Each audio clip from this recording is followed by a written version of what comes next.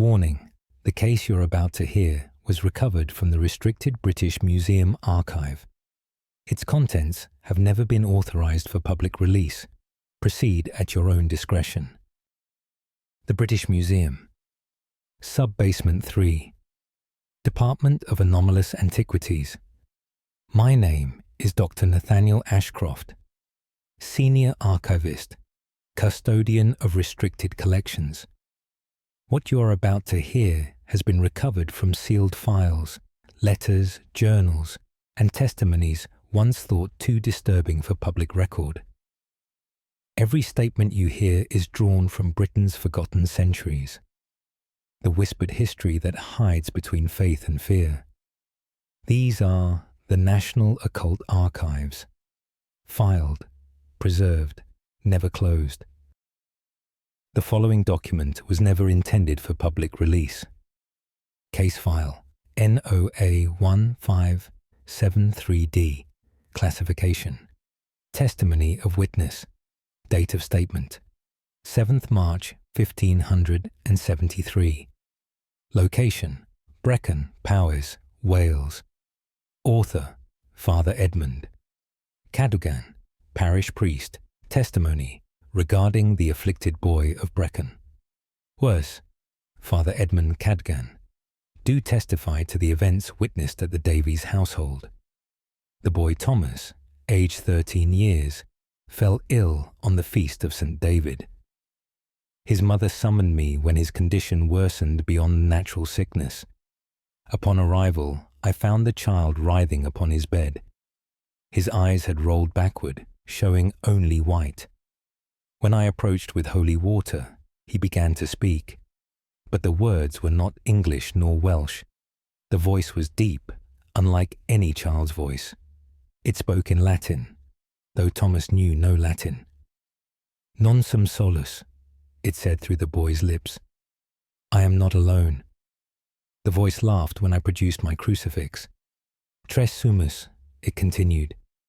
We are three. The boy's body twisted in ways no body should twist. His fingers bent backward until they touched his wrists. I began the prayers of exorcism. The voice screamed in response. Objects in the room began to fly without being touched. A wooden chair struck me across the shoulder. The boy spoke again in that terrible Latin. Hic manebimus. We will remain here. His mother wept in the corner. I continued the prayers for 7 hours. The voice grew quieter, but never ceased completely. As dawn approached, Thomas fell unconscious. When he woke, he remembered nothing.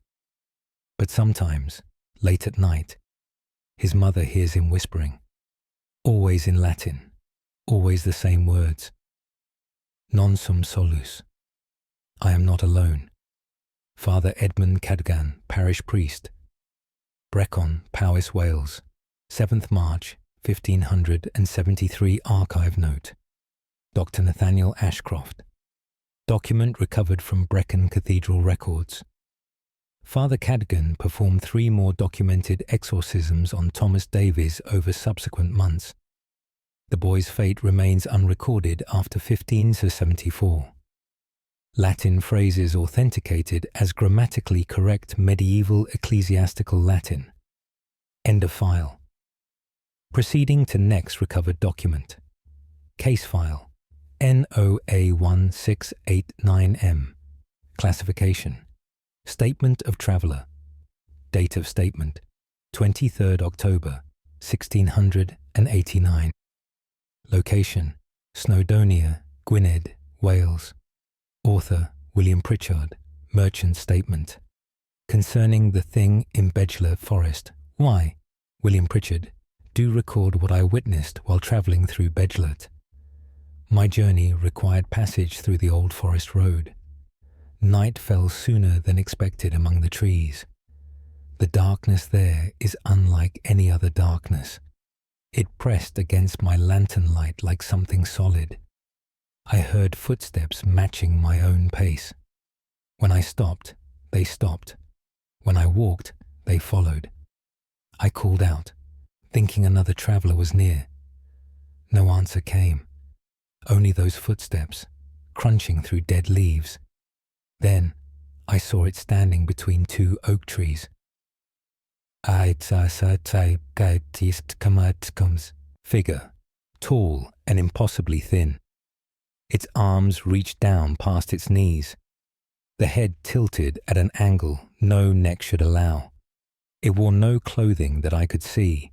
Its skin, if it was skin, was pale as moonlight. But the moon was hidden behind clouds. Where did that pale light come from? I stood frozen, unable to move my legs. The thing began walking toward me. Its legs bent backward with each step. The sound they made was wrong, like branches breaking, like bones cracking. It opened its mouth. The jaw fell too far, revealing darkness inside. No teeth, no tongue, just black emptiness. I found my voice and screamed. My legs finally obeyed and I ran. The footsteps followed, faster now. That cracking, breaking sound pursued me through the trees. I ran until my chest burned and my vision blurred. When I emerged from the forest at dawn, I was 5 miles from where I entered. I have no memory of the hours between. My clothes were torn by branches. My hands were scratched and bleeding. But I was alive. The local people were not surprised by my account. They know that road. They know what walks those woods. They know not to travel it after dark. William Pritchard, Merchant Snowdonia, Gwynedd, Wales. 23rd October 1689 archive note. Dr. Nathaniel Ashcroft, Bedclert Forest features in 14 separate Noah files spanning 1580 to 1897. All descriptions match Pritchard's account with remarkable consistency. Local folklore calls the entity Why Curded Here, the Long Walker. Forest Road abandoned in 1902. End of file. Proceeding to next recovered document. Case file. NOA1428F. Classification. Monastery record. Date of statement. 15th December 1428. Location. Strata Florida Abbey, Ceredigion, Wales. Author. Brother Defied ap Rhys, monk. Record of the apparition in the chapter house. I, Brother Defied ap Rhys, do record the disturbance that plagues our abbey. The apparition first appeared 3 weeks past. Brother Geraint was praying alone in the chapter house. He described a woman standing in the corner. She wore a dress of grey wool, soaked through with water. Her hair hung in wet strands across her face. Water dripped from her clothes onto the stone floor. Brother Geraint approached to offer assistance. The woman vanished when he drew near, but the water remained, pooling on the floor.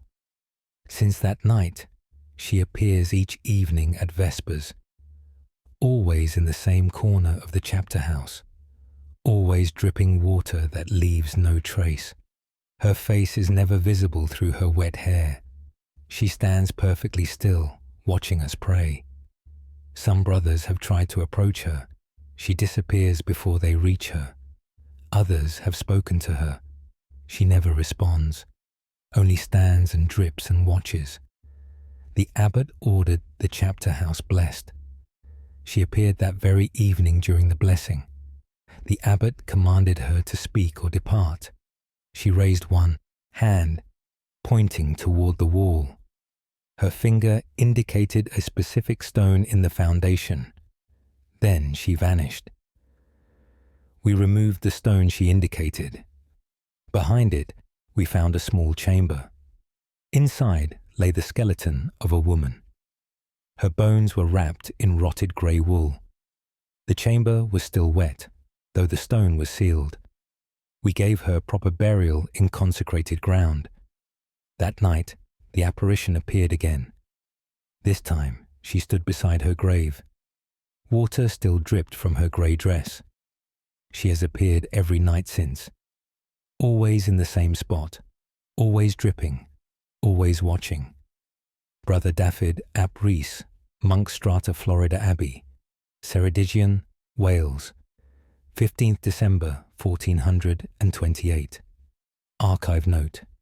Dr. Nathaniel Ashcroft Abbey records indicate the apparition continued appearing until the dissolution of monasteries in 1539. Local residents reported sightings in the abbey ruins throughout the 1600s. The woman's identity was never established. End of file. Proceeding to next recovered document. Case file NOA 1755B. Classification: Convent Journal Entry. Date of statement: 3rd August 1755. Location: Llantwit Major, Vale of Glamorgan, Wales. Author: Sister Catherine Morris. Non-journal entry concerning the sounds in the bell tower. I, Sister Catherine Morris, do record the disturbance that prevents our rest. The sounds began on the first night of August. They come from the bell tower each night at midnight. The first night, we heard footsteps climbing the wooden stairs, heavy footsteps like boots upon the steps.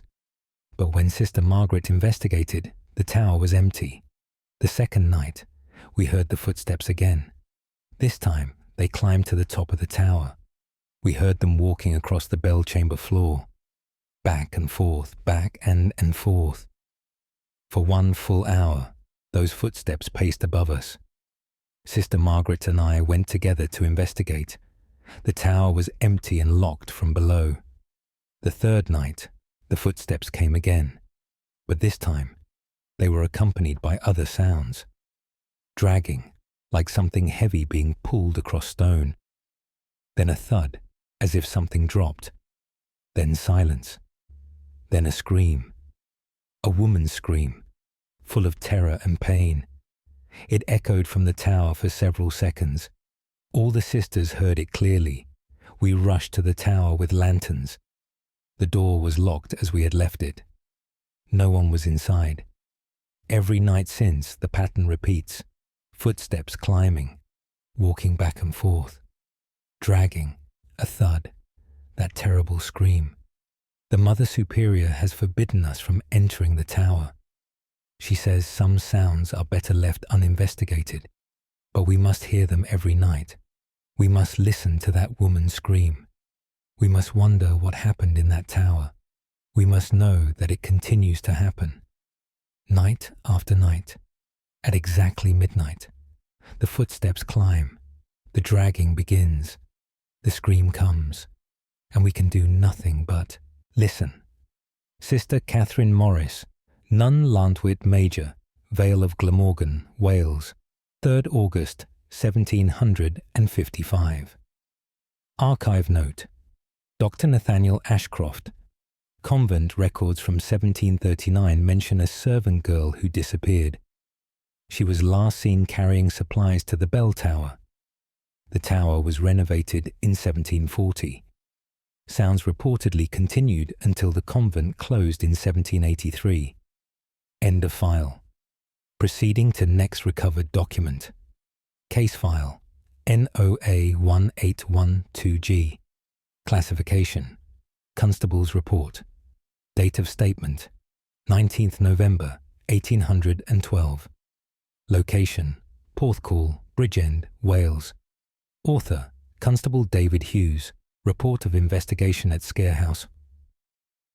Constable David Hughes, do report my findings at the abandoned Scarehouse. Local children claim to see lights in the windows. The house has stood empty for 20 years. I entered the property on the afternoon of the 18th. The front door hung open on broken hinges. Inside, everything was covered in dust and decay. But in one upstairs room, there was no dust. The floor was clean, as if recently swept. In the center of the room stood a wooden table. Upon the table lay strange objects arranged in a circle, bones of small animals, blackened candles that smelled of sulfur, a book written in symbols I did not recognize. The walls bore markings drawn in something dark. Perhaps old blood, I could not be certain. The markings formed patterns and symbols. They covered every wall from floor to ceiling. I felt wrong standing in that room. The air was cold, though it was not winter yet. My breath formed clouds despite the mild weather outside. I heard whispering behind me. When I turned, no one was there. The whispering continued from every direction. Soft voices speaking words I could not understand. I collected the book as evidence. When I touched it, my hand went numb. The whispering grew louder. I fled the room and descended the stairs. Behind me, I heard footsteps following. Running footsteps. Many sets of running footsteps. I exited the house and did not look back. The book felt heavy in my hands. When I returned to the station, I could not open it. The pages were sealed shut, as if glued together. That night, I heard the whispering in my own home. I burned the book in my fireplace. It took 3 hours to burn completely. The smoke was black and smelled of decay. The whispering stopped after the book was destroyed. I have sealed Scare House with boards and locks. I have posted notices warning against trespass. But sometimes at night, I see lights in those windows. And I know the room upstairs is still clean. The objects are still arranged in their circle. Whatever was done in that room continues. Constable David Hughes Porthcawl, Bridgend, Wales, 19th November 1812. Archive note. Dr. Nathaniel Ashcroft. Scare House features in multiple paranormal investigations from 1750 to 1860. The upstairs room, Hughes, described was found clean and empty during a 1923 survey, despite the house being abandoned. The symbols matched no known occult tradition. End of file. Proceeding to next recovered document. Case file. NOA 1634K.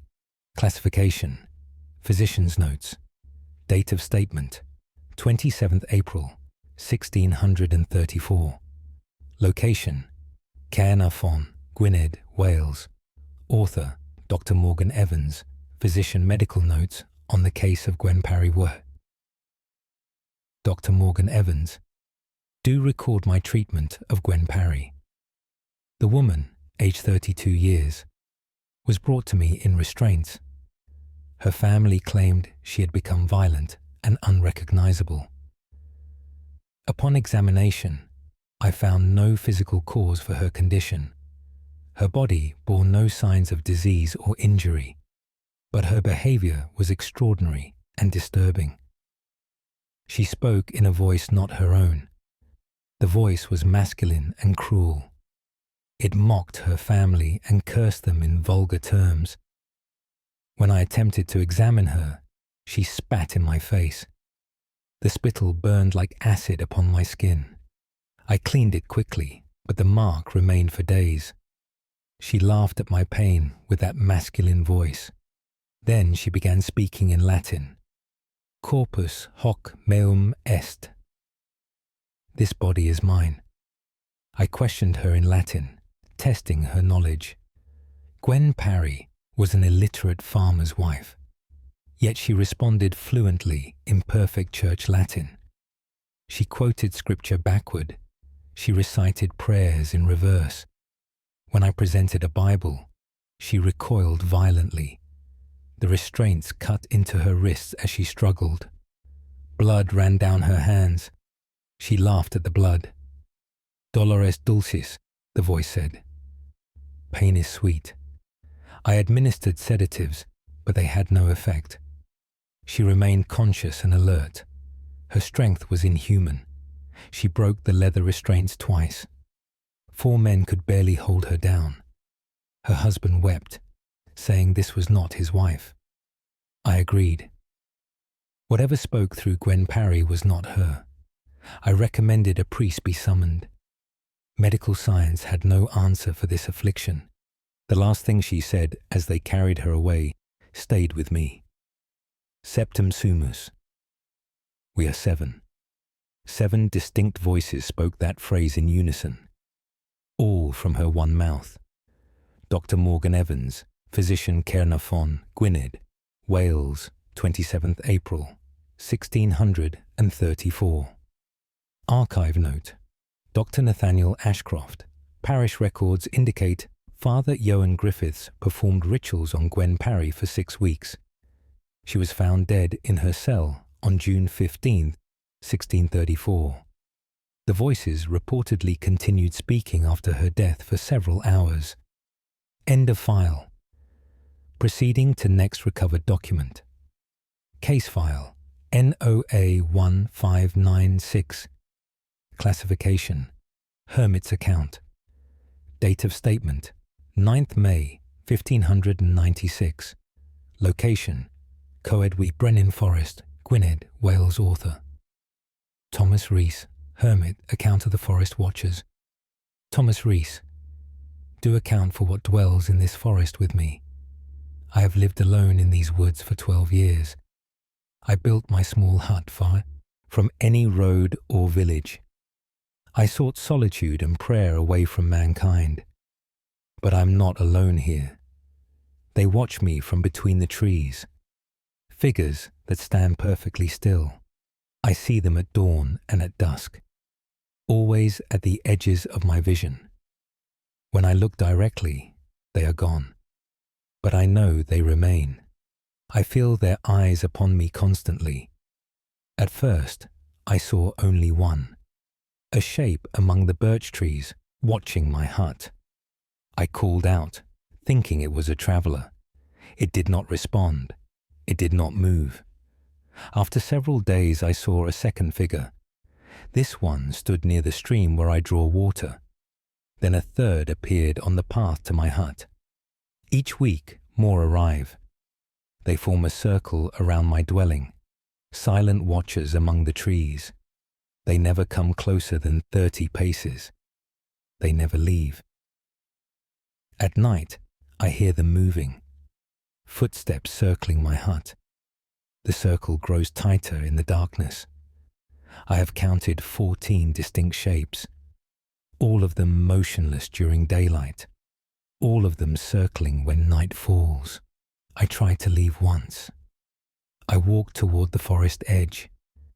They blocked my path, standing shoulder to shoulder between the trees, faces I could not see, bodies that cast no shadows. I return to my hut.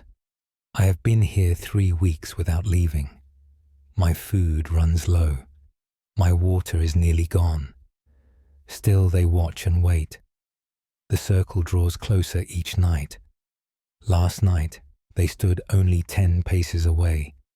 I could hear them breathing, a sound like wind through hollow logs. Tonight, they will be closer still. I do not know what they want. I do not know what I have done. I know only that they are here, and they are waiting. Thomas Rees, Hermit Coed I Brennan Forest, Gwynedd, Wales. 9th May, 1596. Archive note. Dr. Nathaniel Ashcroft. Thomas Rees's body was found in his hut 6 months later by hunters. His journal ended with this entry. 14 standing stones were discovered in a circle around his dwelling, placed after his death by unknown persons. End of file. Proceeding to next recovered document. Case file NOA 1723P. Classification Innkeeper's testimony. Date of statement 11th February 1723. Location Tenby, Pembrokeshire, Wales. Author Margaret Davies, innkeeper. Testimony regarding room 12. I, Margaret Davies, do testify about the trouble with room 12. I have owned the Mermaid Inn for 30 years. Room 12 has brought me nothing but grief. No guest stays more than one night. They all leave with the same story. Something visits them in the darkness. The first complaint came 25 years ago. A merchant said he woke to find someone standing by his bed. A woman in a white dress dripping wet. She stood perfectly still, staring down at him. When he lit his candle, she was gone. But his sheets were soaked with seawater. I dismissed it as a nightmare, until the next guest reported the same thing. And the next, and the next. Always the same woman, always dripping wet, always staring. Some guests see her immediately upon entering, standing in the corner by the window.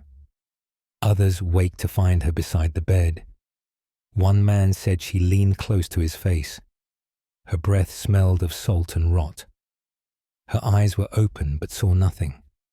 Water dripped from her hair onto his pillow. He fled without paying his bill. I have tried everything to stop it. Priests have blessed the room. I have burned herbs and said prayers. I have even tried leaving the room empty. But when I check during the night, the bed is soaked. Water pools on the floor. The window is open, though I locked it. And sometimes I see her myself, standing by that window, looking out at the sea.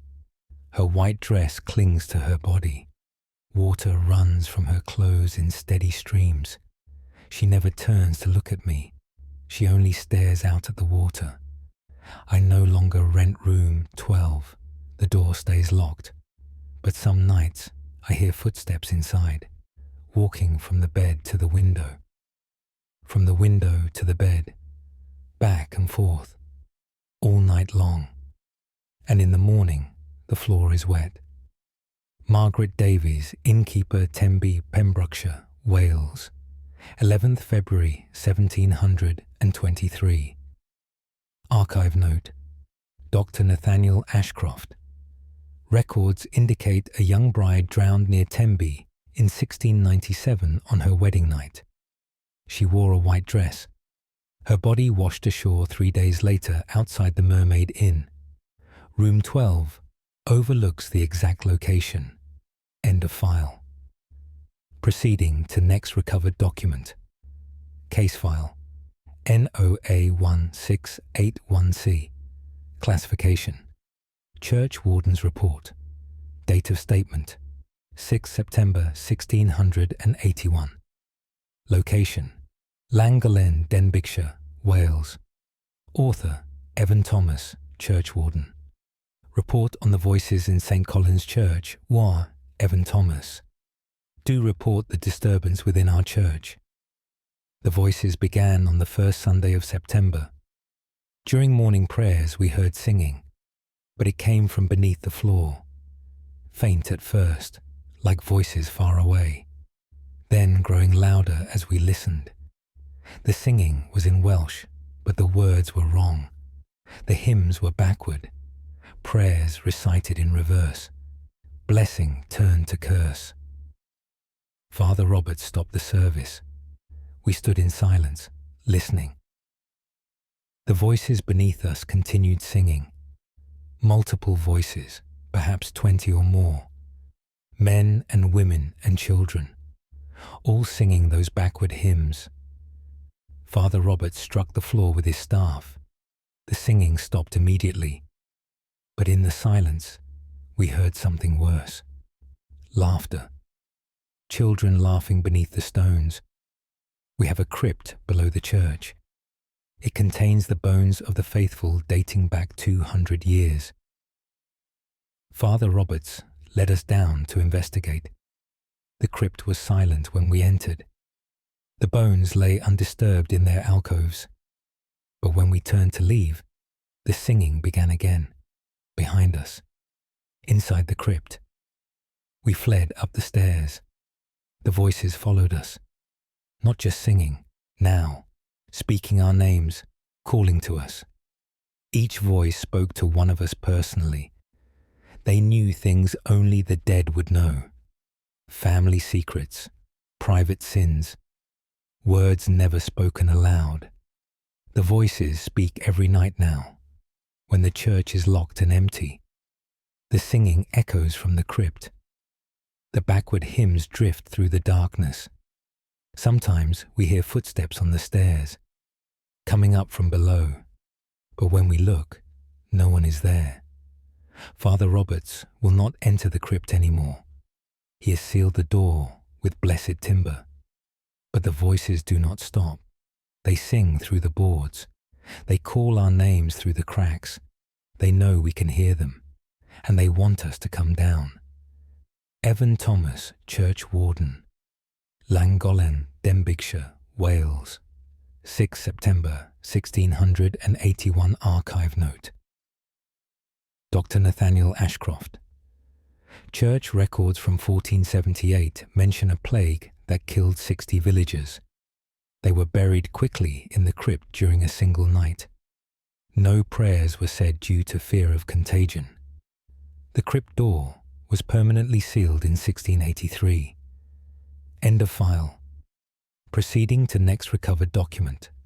Case file NOA 1547R. Classification Pilgrim's Journal.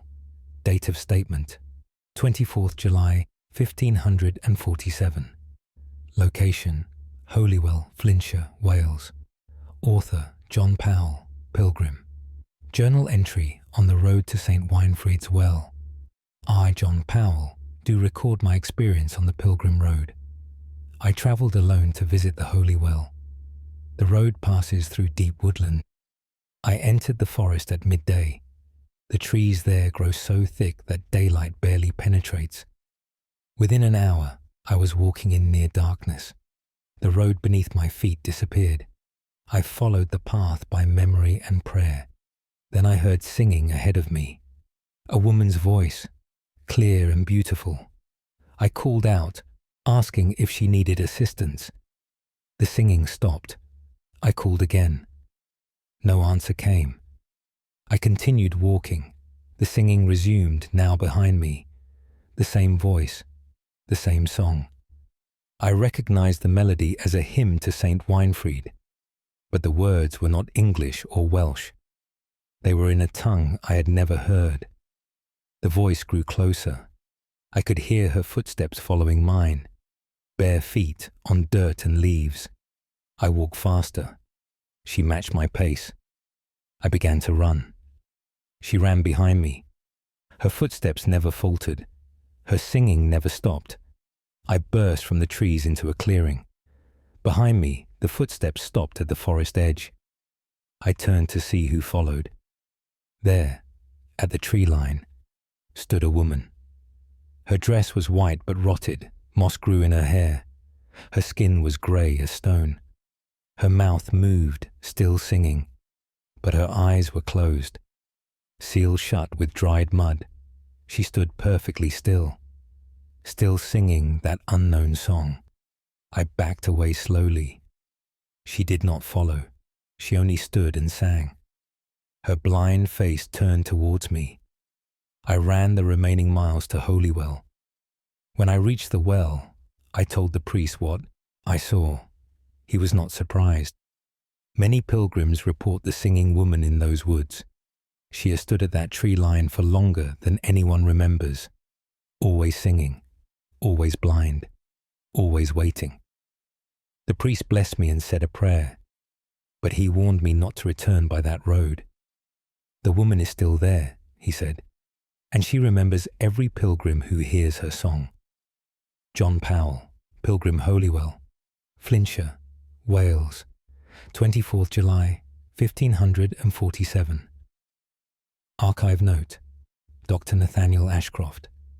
Local tradition speaks of a woman who made a pilgrimage to St. Winefried's Well in the 13th century. She was found dead on the road, her eyes filled with mud. The cause of death was never determined. Sightings continue. End of file. Proceeding to next recovered document. Case file NOA 1794T. Classification Vicar's record. Date of statement 14th March 1794. Location, Ruthin, Denbighshire, Wales. Author, Reverend Samuel Hughes, Vicar. Record of the disturbance at the rectory ween. Reverend Samuel Hughes. Do record the events plaguing my home. Objects have begun moving without cause. It started 3 weeks ago with small items. A book would be on the table. I would turn away for a moment. When I looked back, it had moved to the shelf. At first, I thought my memory was failing, but then larger objects began moving. Chairs slide across rooms while I watch. Pictures fall from walls. Doors open and close by themselves. Last week, my Bible flew across the study. It struck the wall with such force that pages tore. When I retrieved it, the book opened to Job. The page showed chapter 2, verse 7. So Satan went out from the presence of the Lord and afflicted Job with painful sores. The words were underlined in red ink. I had not marked them. That night, objects began moving in every room.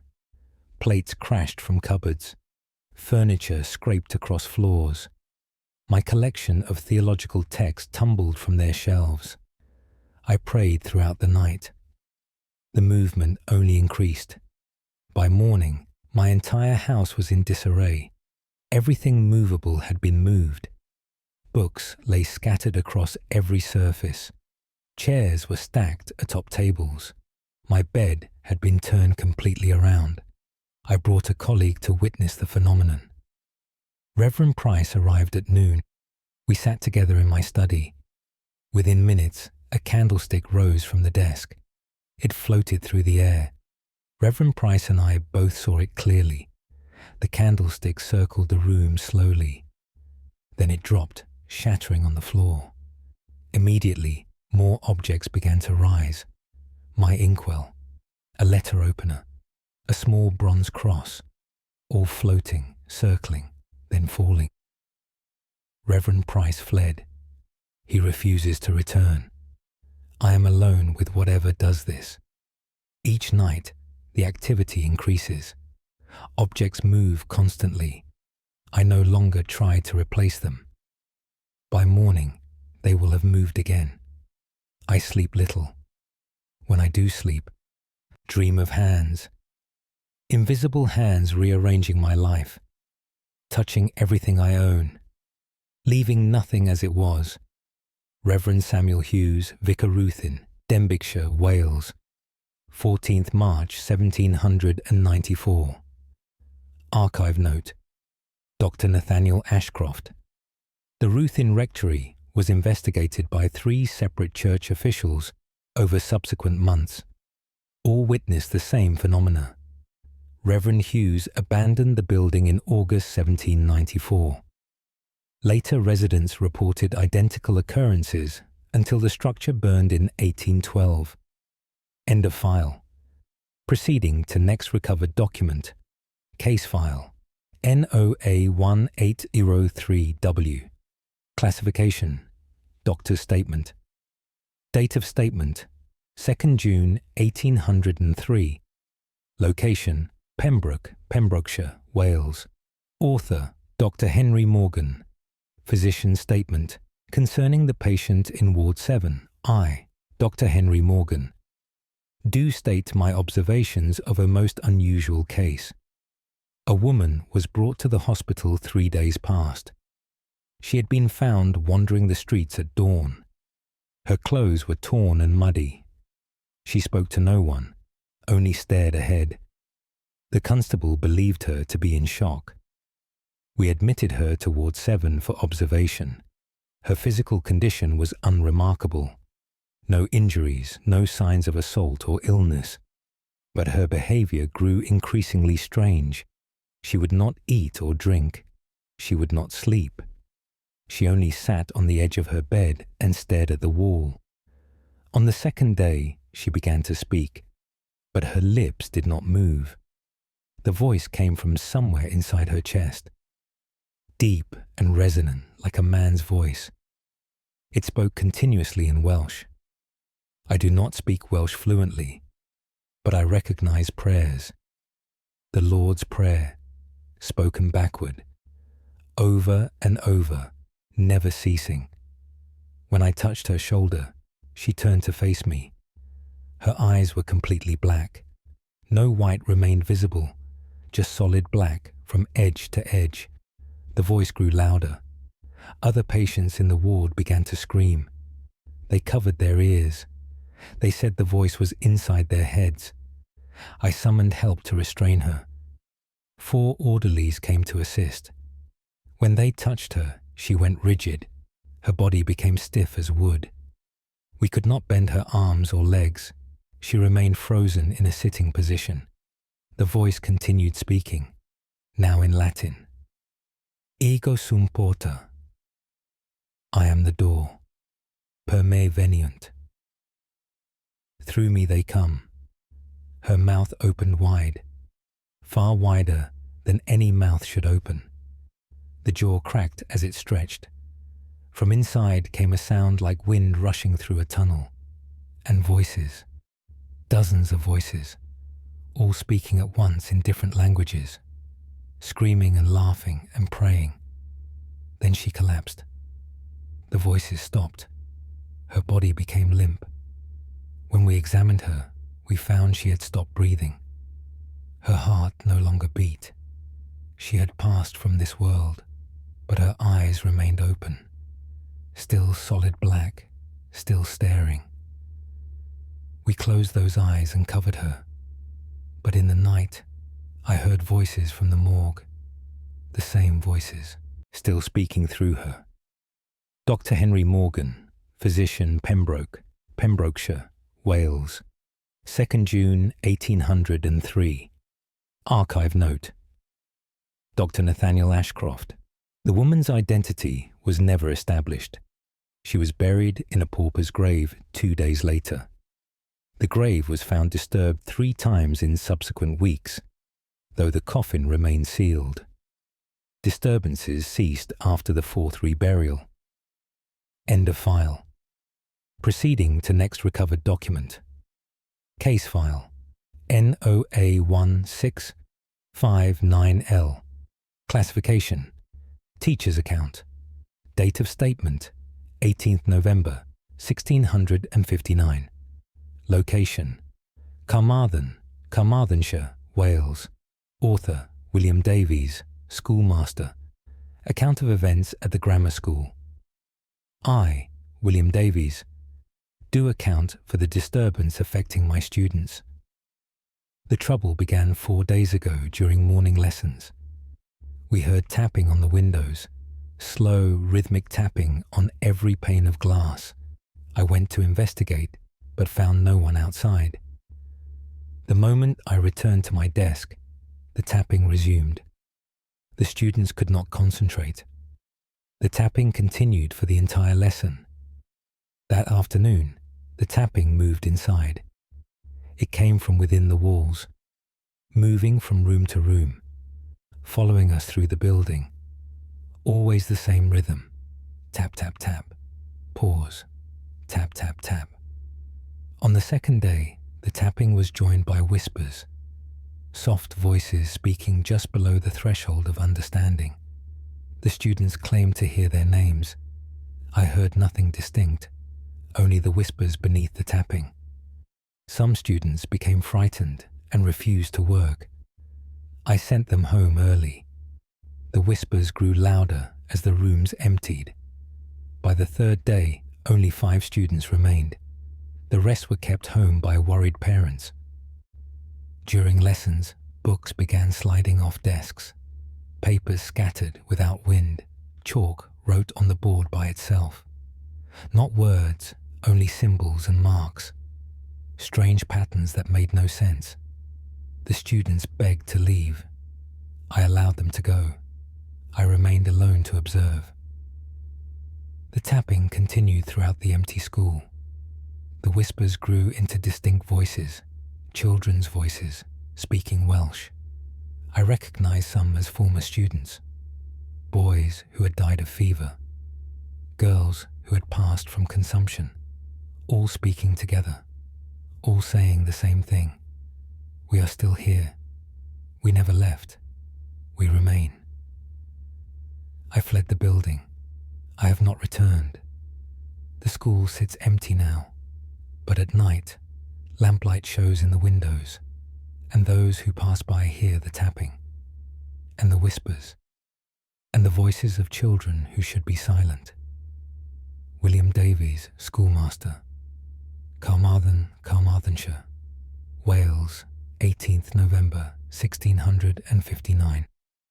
Archive note: Dr. Nathaniel Ashcroft.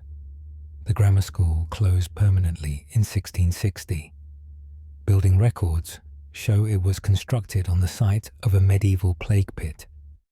Estimated 40 children were buried there in 1349. Structure demolished 1702. Tapping sounds reported on the site for decades afterward. End of file. Proceeding to next recovered document. Case file NOA1738NN classification. Huntsman's Testament. Date of statement 21st January 1738. Location: Clocanog Forest, Denbighshire, Wales. Author: Robert Morgan. Huntsman Testament of what hunts in Clocanog. I, Robert Morgan, do testify to what I encountered while hunting deer.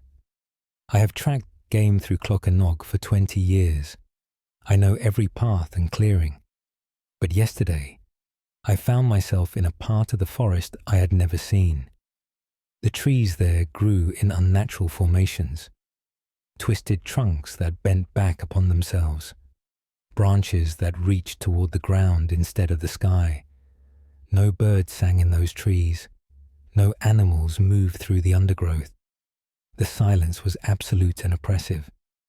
I heard my own heartbeat too clearly in the stillness. I tried to retrace my steps. Every direction looked the same.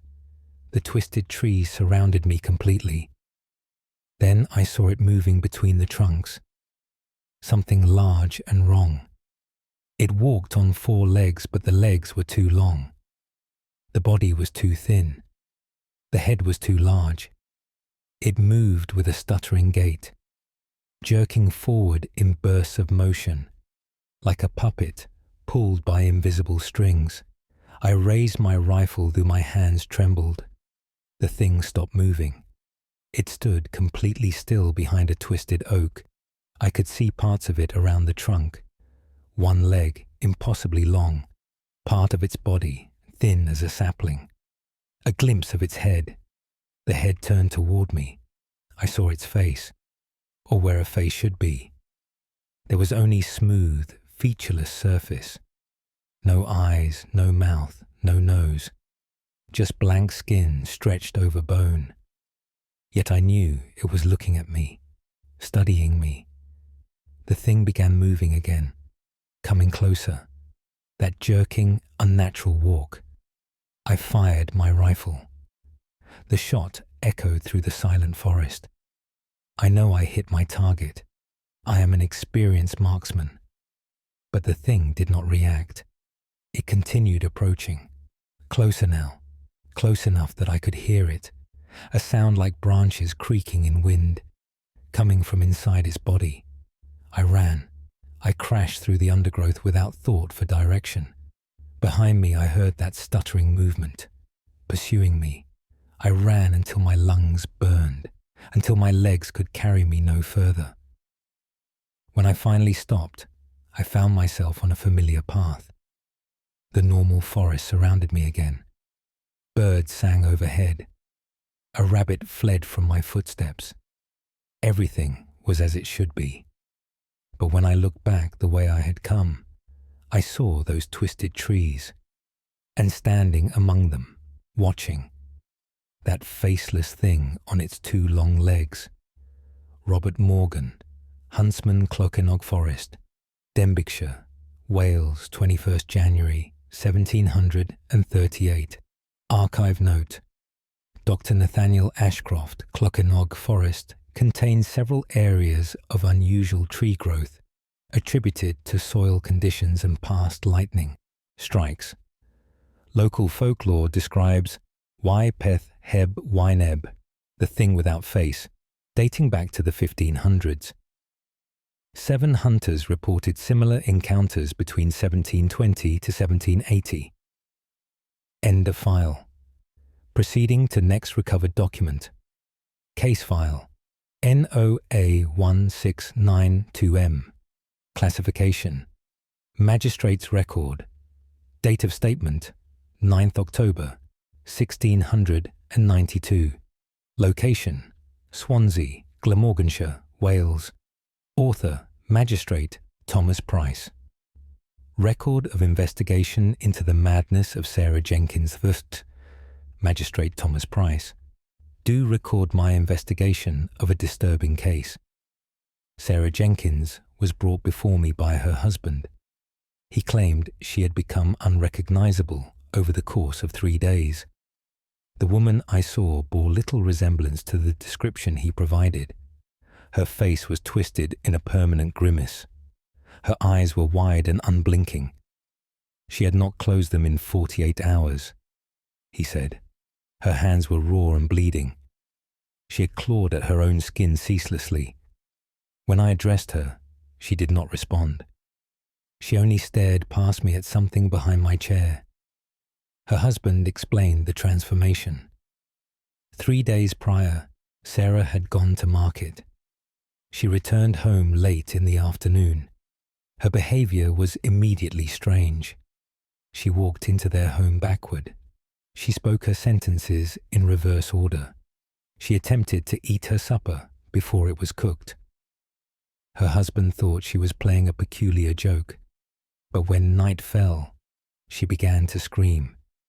She pointed at empty corners of their cottage. She said men were standing there, men with no faces, men who wanted to wear her skin. She has not stopped speaking of them. She describes them in terrible detail, how they stand perfectly still, how they tilt their heads when she looks at them, how they smile with the mouths that have no teeth. I asked if anyone else could see these men. Her husband and neighbors saw nothing, but Sarah insists they are present always, in their cottage, in the streets, in my office as we speak. She points to the corner behind me now. He's been standing there since we arrived, she says. The tall one with the grey face. He's smiling at you. He wants to wear you next. I turned to look. I saw nothing, but the temperature in that corner seemed colder, the air thicker somehow. I ordered Sarah confined for her own safety. As they led her away, she began speaking in a voice not her own. Nos vidimus omnis. We see everyone. Et omnis vidimus. And everyone sees us. I have Latin from my university days. I understood her meaning perfectly, and I wondered, briefly, if I should look behind me, if I should check that corner one more time. But I did not. Some things are better left unconfirmed.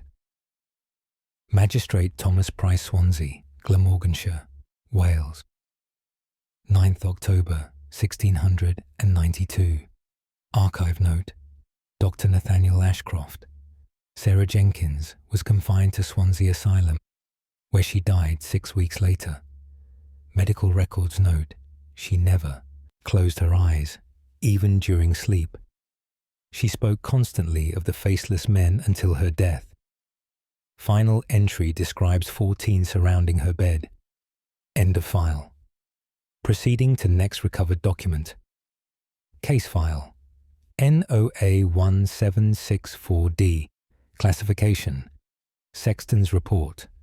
Date of statement 5th April 1764. Location Llandaff, Cardiff, Wales. Author Edward Lewis, Sexton. Report on the presence in the cathedral cans. Edward Lewis.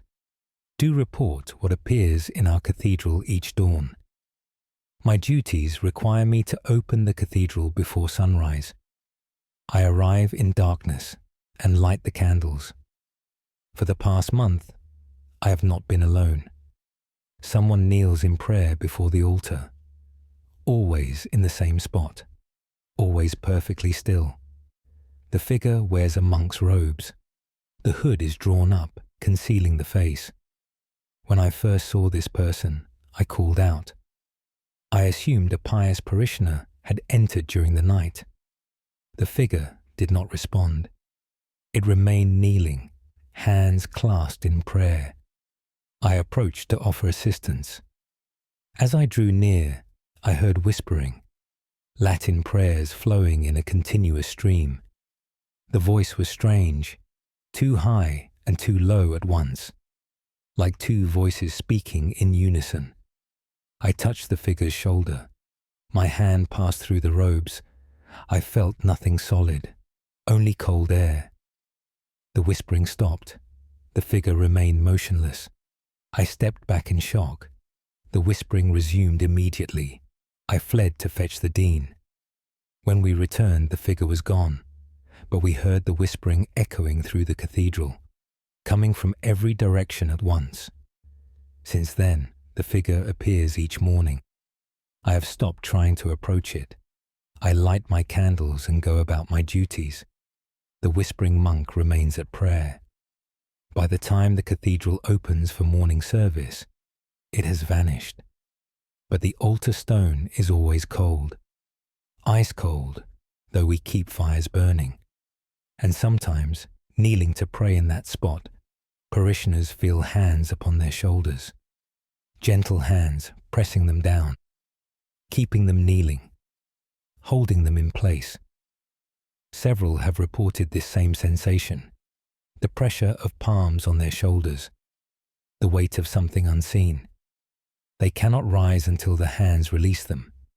It might be seconds, it might be minutes, but always when the hands lift, they hear whispering, Latin prayers in that strange dual voice, blessing them or cursing them. We cannot tell which. Edward Lewis, Sexton Llandaff, Cardiff, Wales, 5th April, 1764. Archive note, Dr. Nathaniel Ashcroft. Cathedral records from 1243 mention a monk named Brother Cuthbert who refused to stop praying. He knelt for 3 days without food or water, praying continuously. He was found dead in this same position. The cause was attributed to holy fervour. End of file. Proceeding to next recovered document. Case file NOA 1521Q. Classification: Monk's Journal. Date of statement: 12th August 1521. Location: Valle Crucis Abbey, Denbighshire, Wales. Author: Brother Owain Fichan. Monk, journal entry on the shadow. In the cloister Y. Brother Owain Fichan. Do record the darkness that walks our cloister. It appears only during evening prayers. A shadow that moves along the colonnade, but there is no body to cast it. The first time I saw it, I thought my eyes deceived me. A human-shaped darkness gliding across the stone floor. I looked for the person casting such a shadow. No one stood where they should be. The shadow moved independently. Walking its circuit of the cloister, I watched it complete one full circle. Then it faded as the sun set completely. I mentioned it to Brother Maradud. He admitted he had seen it too. Every evening for the past fortnight. Always the same path around the cloister. Always moving at the same measured pace. We decided to observe it together. That evening, we positioned ourselves in the cloister garden. As the sun descended, the shadow appeared. It emerged from the chapel doorway, a perfect silhouette of a man in robes. The shadow began its walk. We watched it pass directly beside us. The air grew cold where it travelled. Our breath misted though it was August. Brother Maradud called out to it. The shadow stopped. It turned toward us. a shadow turning, as if it could see us. Then it raised one arm, pointing at the chapel, pointing at something inside. We rushed to the chapel to investigate. Everything appeared normal at first, but then we noticed the stone floor. Near the altar, one stone was different from the others, newer, less worn by centuries of footsteps. We pried up the stone with tools from the smithy. Beneath it, we found a shallow grave. Bones lay in the dirt. A skeleton still wearing rotted monk's robes. His skull showed a terrible injury, crushed on one side. We informed the abbot immediately. The bones were given proper burial in consecrated ground. We said masses for the unknown brother's soul, but that evening the shadow appeared again, still walking its eternal circuit, still stopping when we watch, still pointing toward the chapel. Brother Owen Fichan, Monk Val Crucis Abbey, Denbighshire, Wales, 12th August 1521 archive note. Dr. Nathaniel Ashcroft Abbey records show Brother Cillin disappeared in 1487 after reporting theft of Abbey silver. No investigation was recorded. The shadow phenomenon continued appearing until the Abbey's dissolution in 1537. Modern visitors have reported similar sightings. End of file. Proceeding to next recovered document. Case file NOA 1746B. Classification. Physician's report. Date of statement. 29th September 1746. Location. Dolgellau, Merionethshire, Wales. Author. Dr. Richard Roberts, physician. Report on the epidemic of sleeplessness, I. Dr. Richard Roberts. Do report an affliction spreading through Dolgellau. It began with one patient, a farmer named Evan Morris. He came to me complaining he could no longer sleep. For 3 nights, sleep had eluded him completely. I prescribed remedies and sent him home. The next week, 5 more patients presented with identical symptoms. All claimed they could not sleep. They lay awake through the night, exhausted but unable to rest. I investigated whether they shared food or water sources. I found no common cause, but all reported the same experience. When they closed their eyes, they saw something, a face looking back at them, always the same face, pale and gaunt with hollow cheeks, eyes too large and too dark. The face would press close to theirs, so close they could feel cold breath.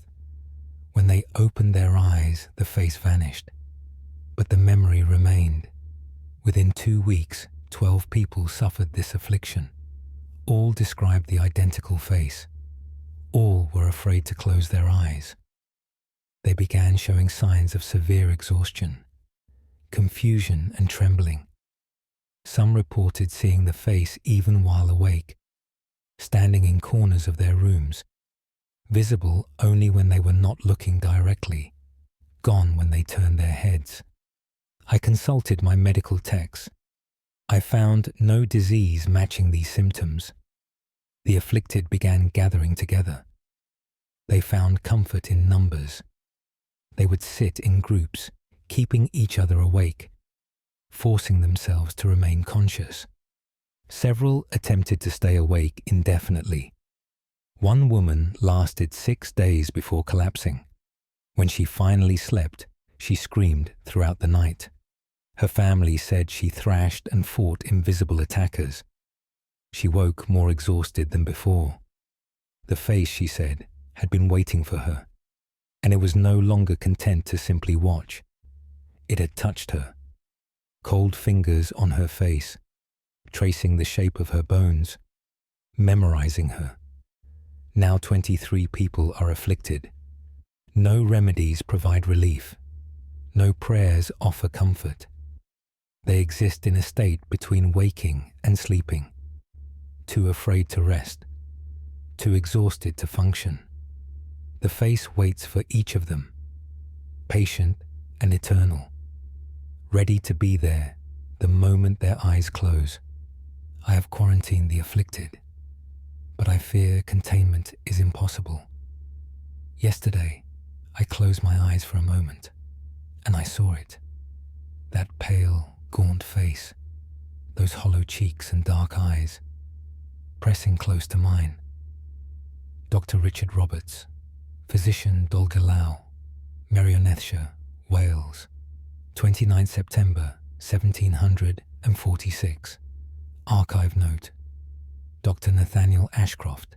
The epidemic spread to 41 documented cases before suddenly ceasing in November 1746. 3 patients died from exhaustion-related complications. No medical or supernatural explanation was ever established. Dr. Roberts abandoned his practice in 1747. End of file. Proceeding to next recovered document. Case file NOA1615H. Classification: Prison Warden's Account. Date of statement: 16th January 1615. Location: Beaumaris, Anglesey, Wales. Author: William Hughes, Prison Warden. Account of the prisoner in cell 9. I, William Hughes, do account for the strange occupant of cell 9. The man was imprisoned for theft 3 months ago. His name was recorded as David Pritchard, a common criminal, nothing remarkable about his case. But within days of his imprisonment, other prisoners complained. They heard singing from cell 9, all through the night, every night, old hymns and prayer songs. I investigated and found Pritchard singing to himself. I ordered him to cease disturbing the others. He looked at me with empty eyes. "I am not singing," he said. But I could hear the song clearly. It came from his mouth. He seemed unaware of it. The singing continued that night and every night after. Pritchard grew thin and pale. He stopped eating. He stopped speaking except to deny the singing. Other prisoners grew fearful. They said the songs were wrong somehow. The melodies were backwards. The words were inverted. Prayers sung as curses.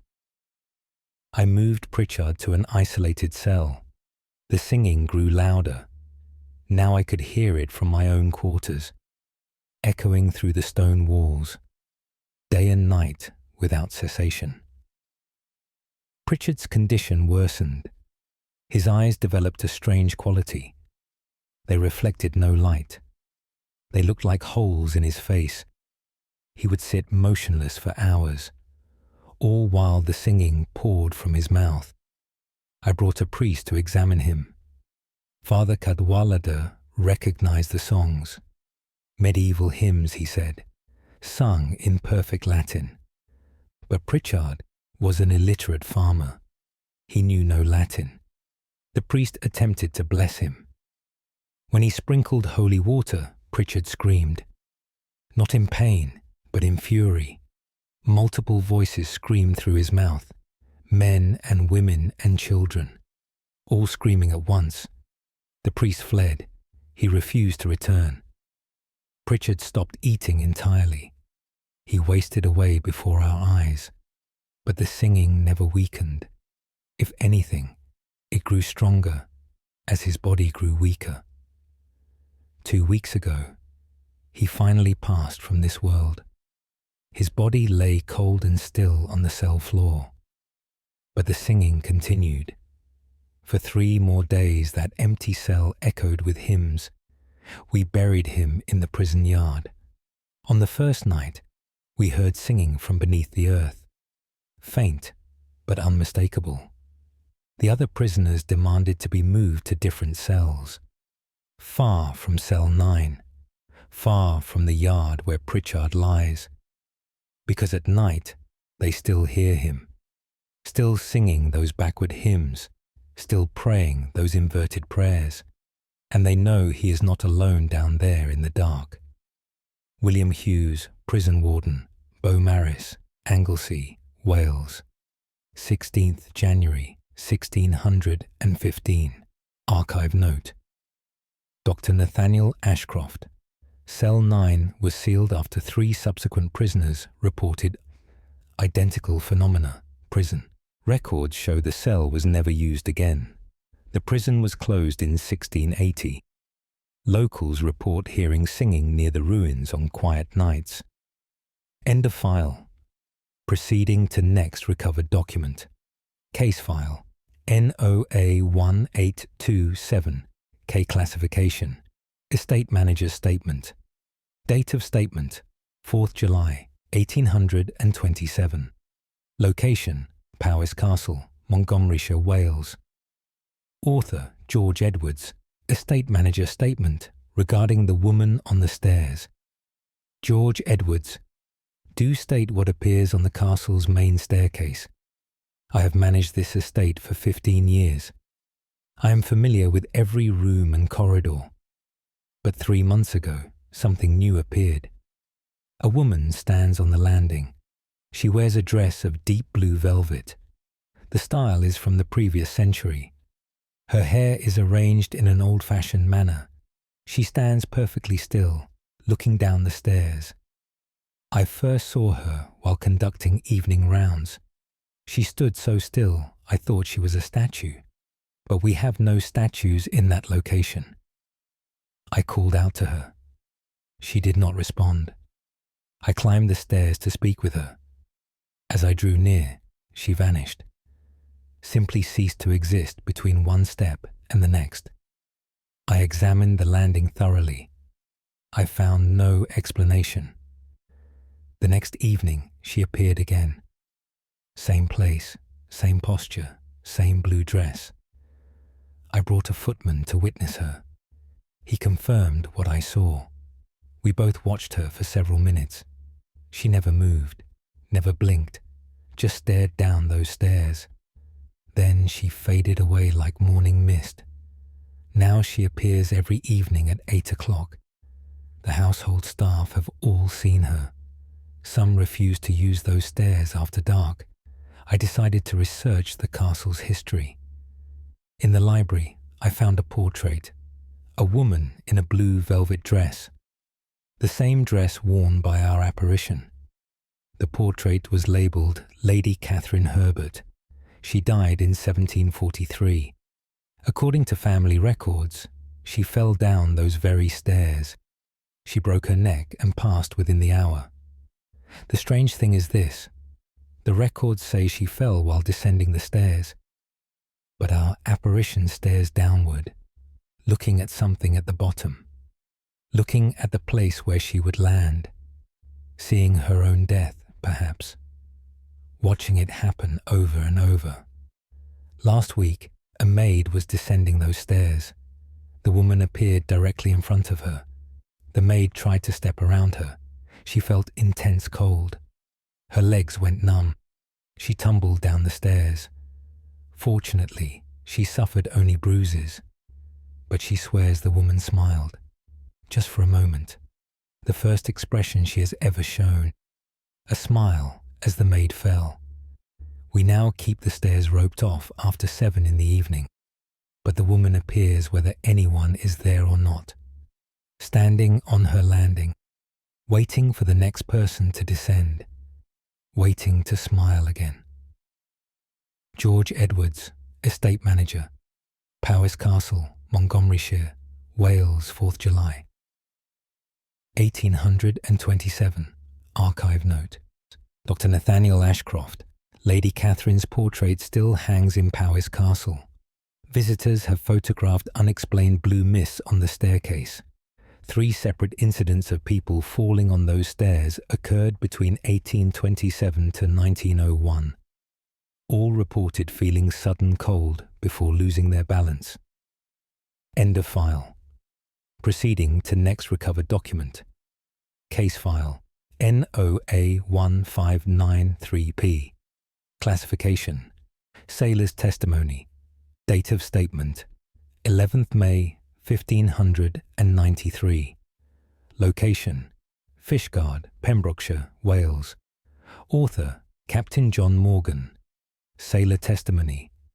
Concerning the lights at sea, I, Captain John Morgan, do testify to what my crew witnessed. We sailed from Fishguard on a calm evening. The weather was fair with clear skies. 2 hours after departure, we saw lights on the water. Strange lights that moved beneath the surface. They glowed with a greenish colour. At first, I thought they were fish. Certain fish glow in deep water, but these lights were too large, and they moved with purpose, following our vessel. My crew became nervous. Sailors are superstitious by nature. They said the lights were spirits of drowned men. I dismissed their fears, but the lights grew brighter. They surfaced beside the ship, just beneath the waterline. I could see shapes within the glow, human shapes, floating vertically in the water, their arms at their sides, their faces upturned. There were 7 of them, 7 glowing figures suspended in the sea. They kept pace with our ship effortlessly. No matter how we adjusted our course, they followed.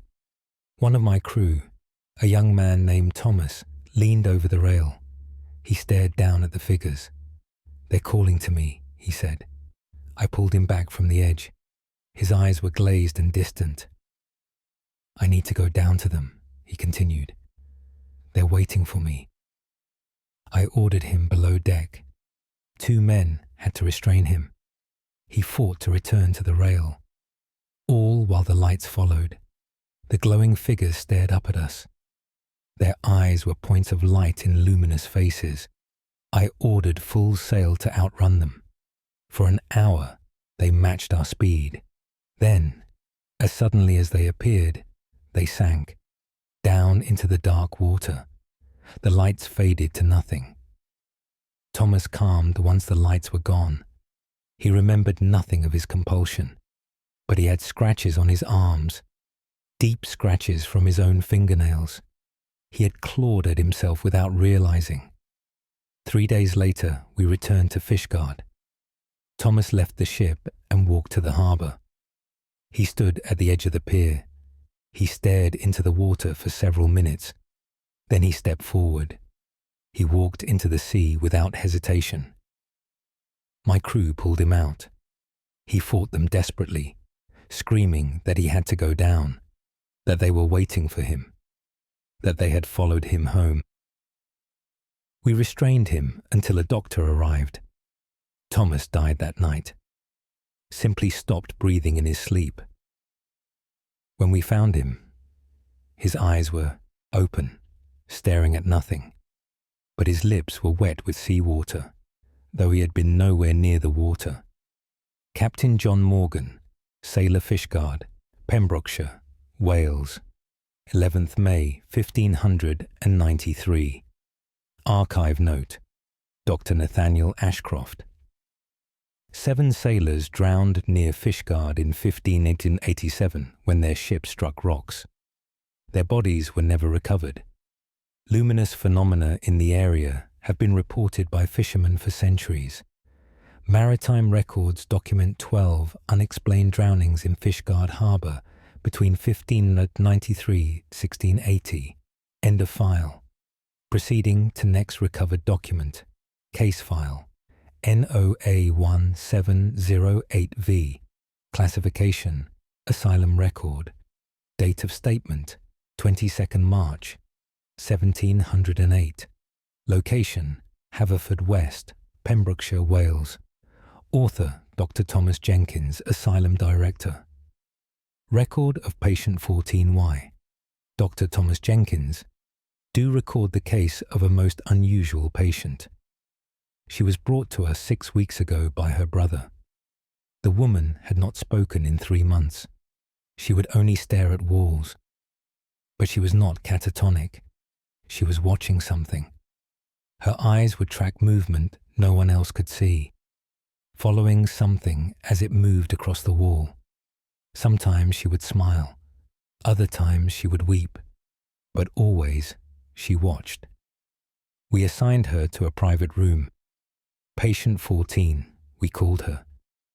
She refused to provide her name. The first night, the orderly heard her laughing. He looked through the door's small window. Patient 14 stood facing the wall. Her hands were raised, palms against the stone. She was laughing at the wall, as if it told her jokes. The orderly opened the door. Patient 14 did not turn around. "They're showing me pictures," she said, her first words in months. "Beautiful pictures on the wall." The orderly saw nothing but bare stone.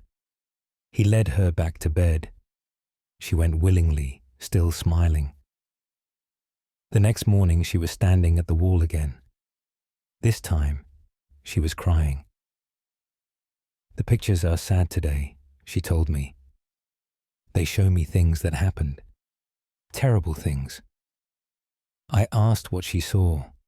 She described scenes of violence and death. Events from history, she said. Wars and plagues and murders, all displayed on the wall like paintings. "They want me to see," she continued. "They want me to know what happened here." I informed her this building was only 10 years old. Nothing terrible had occurred here. She shook her head. "Not this building," she said. "The ground beneath it. The ground remembers."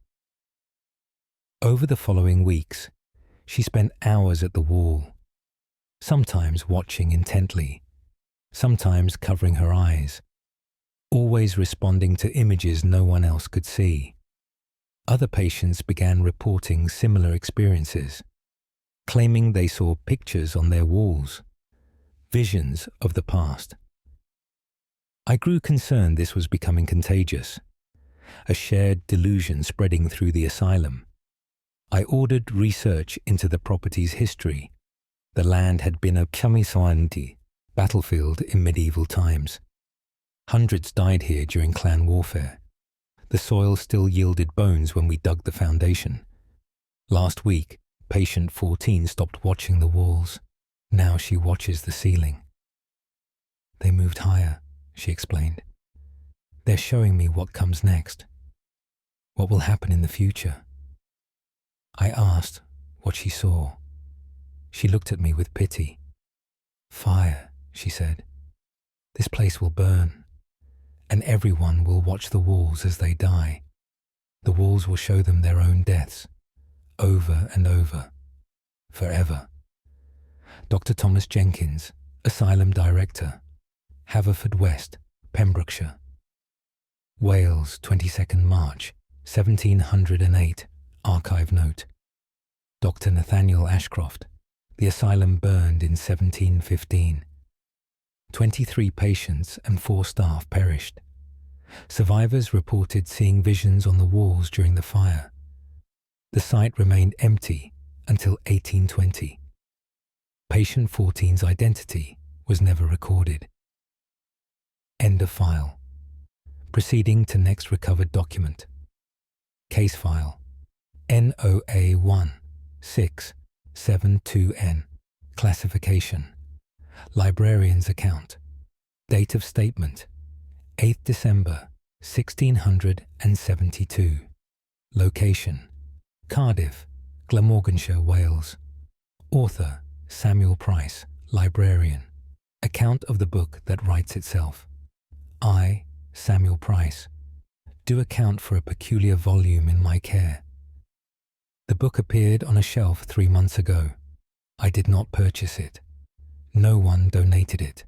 It simply appeared. The cover is black leather, unmarked. Inside, the pages are handwritten. The text is in English, but the hand is unfamiliar. The content describes events from Cardiff's history, births and deaths, marriages and crimes, all accurate according to parish records. I was intrigued by its completeness. I placed it in our historical collection. The next week, I noticed new entries, pages I had not seen before. The book had grown thicker. New pages had been added, or perhaps they had always been there. I could not recall. The new entries described recent events, things that happened only days ago. a wedding I had attended, a fire at the market, the death of a local merchant, all recorded in that same careful hand. I began checking the book daily. Each day brought new pages, new entries describing yesterday's events, always accurate, always detailed. I tried to find the author. The handwriting matched no one in Cardiff. I examined the book for signs of tampering. The pages appeared old, though the ink was fresh. Last month, I found entries that had not yet occurred. A man's death, dated 3 days in the future. I knew this man, a counsellor named John Davies. I went to his home to warn him. He laughed at my concern. 3 days later, he fell from his horse. The injury proved fatal. The book's description was exact. Now I read the future pages with dread. I see deaths coming, accidents and illnesses. I tried warning people. No one believes me. No one heeds the book. And the events occur exactly as written. This morning, I found a new entry. Dated tomorrow. My own name at the top. Samuel Price, librarian, was found dead in his library.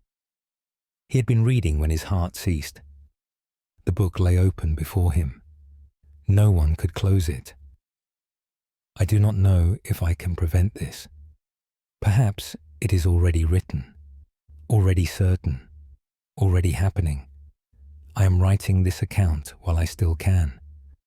Someone must know about the book. Someone must understand what it does. It records everything, past, present, and future, all of Cardiff's history, including the parts yet to come. I'm afraid to turn the page, afraid to see what comes after my death. But I cannot stop myself. I must know what the book knows. I must see what it has seen, even if it shows me my own end.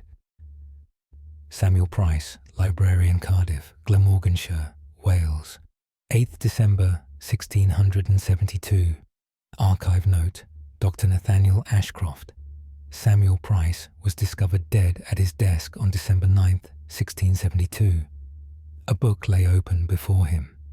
The book was never found in the library's collection. Multiple accounts mention a black-bound volume that occasionally appears in Cardiff libraries. End of file.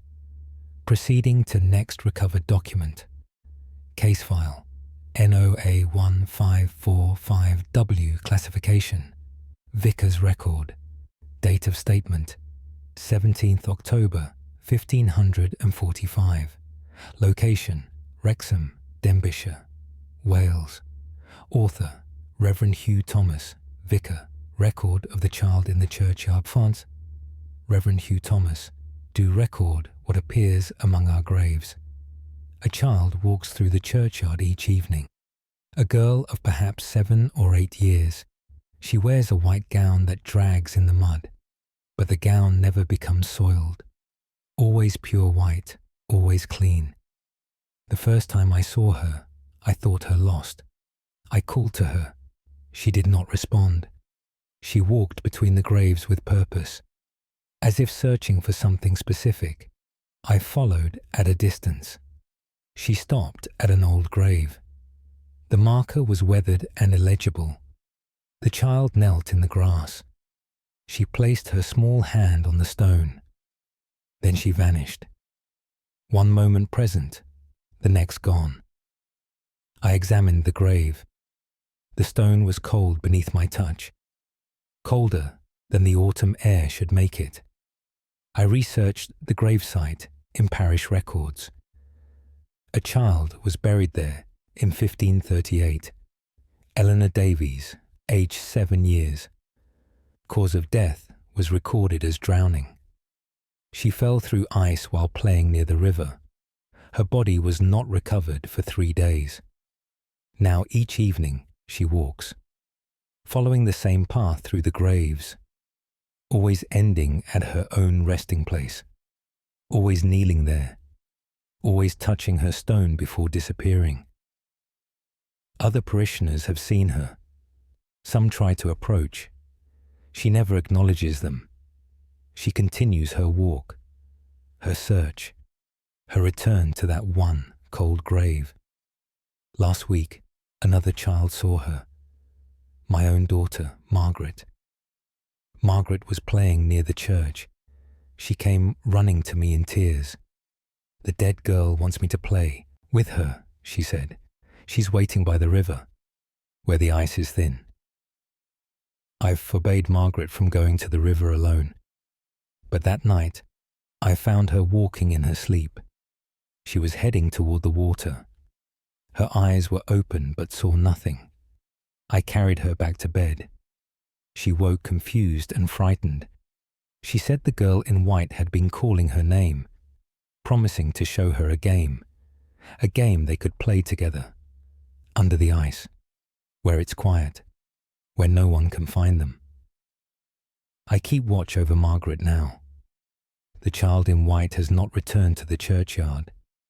She waits by the river instead, white gown glowing in the darkness, watching our home, calling for Margaret, wanting a companion, wanting someone to join her, in that cold water, under that thin ice, where she has been alone for so long.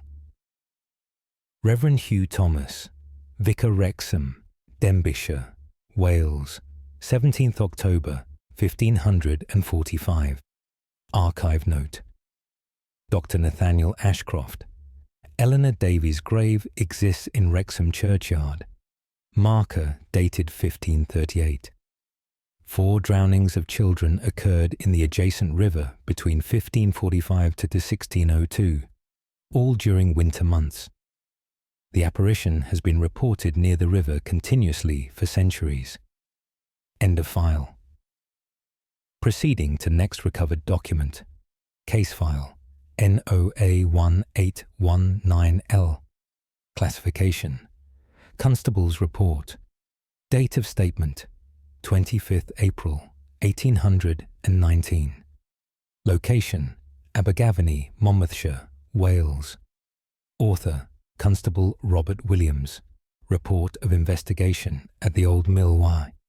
Constable Robert Williams. Do report my findings at the abandoned mill.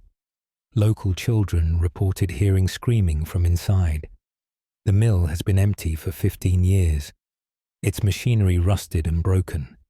I entered the building in late afternoon. The interior was dark and smelled of mould. Water still ran beneath the mill wheel. The wheel itself no longer turned. I searched the ground floor thoroughly. Nothing unusual presented itself. Then I heard footsteps above me, heavy boots on wooden boards. I called out, identifying myself. The footsteps stopped. I climbed the stairs to the second floor. The boards creaked dangerously beneath my weight. At the top, I found a large open room. The floor was rotted in several places.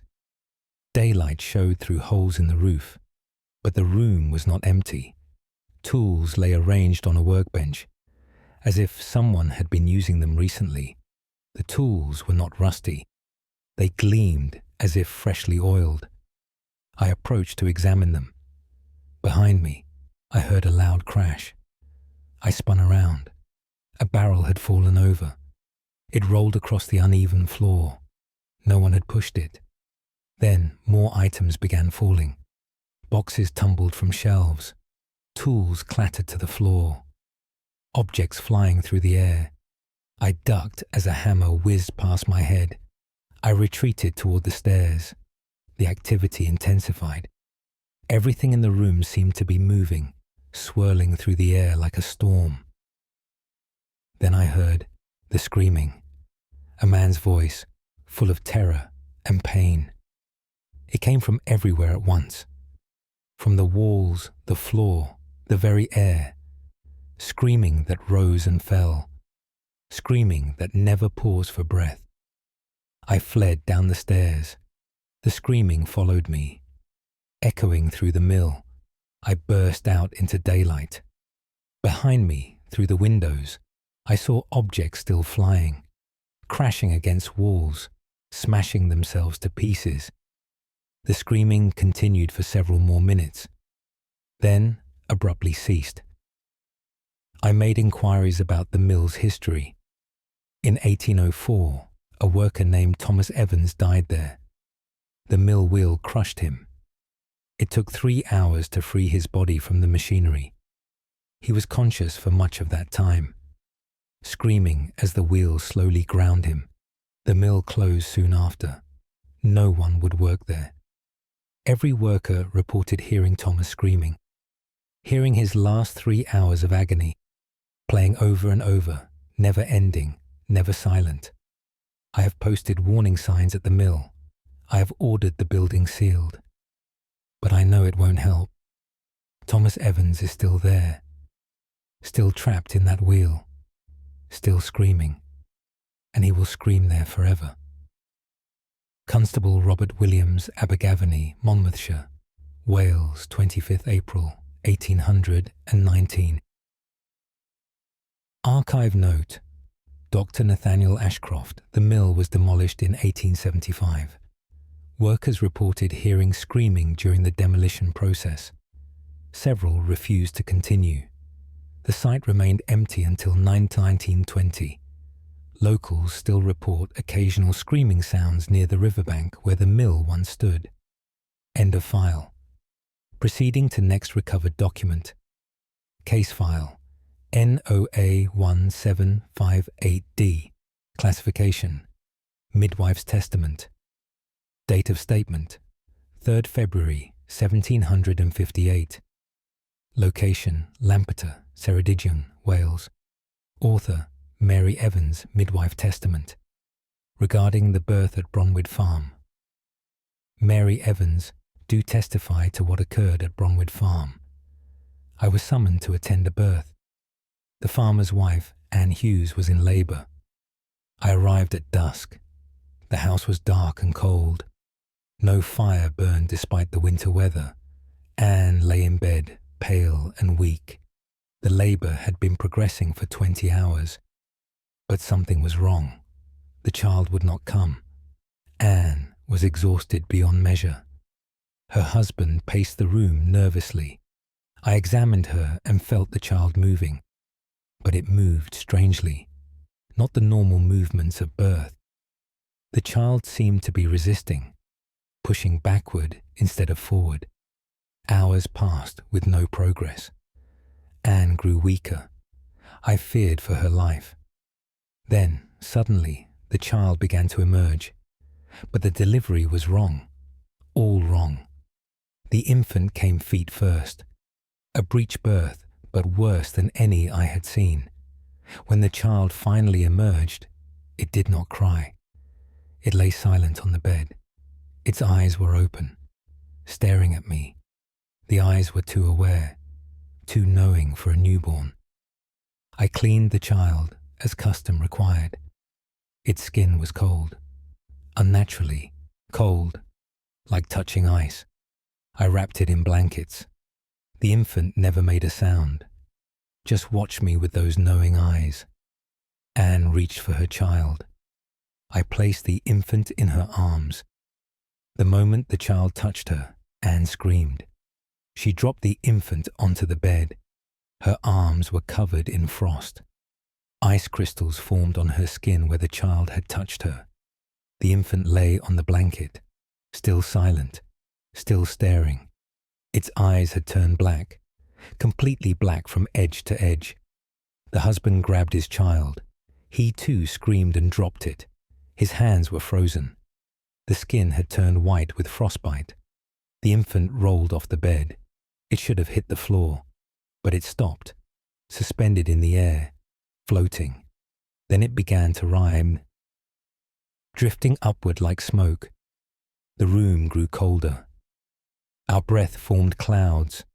Ice formed on the windows. The floating child opened its mouth.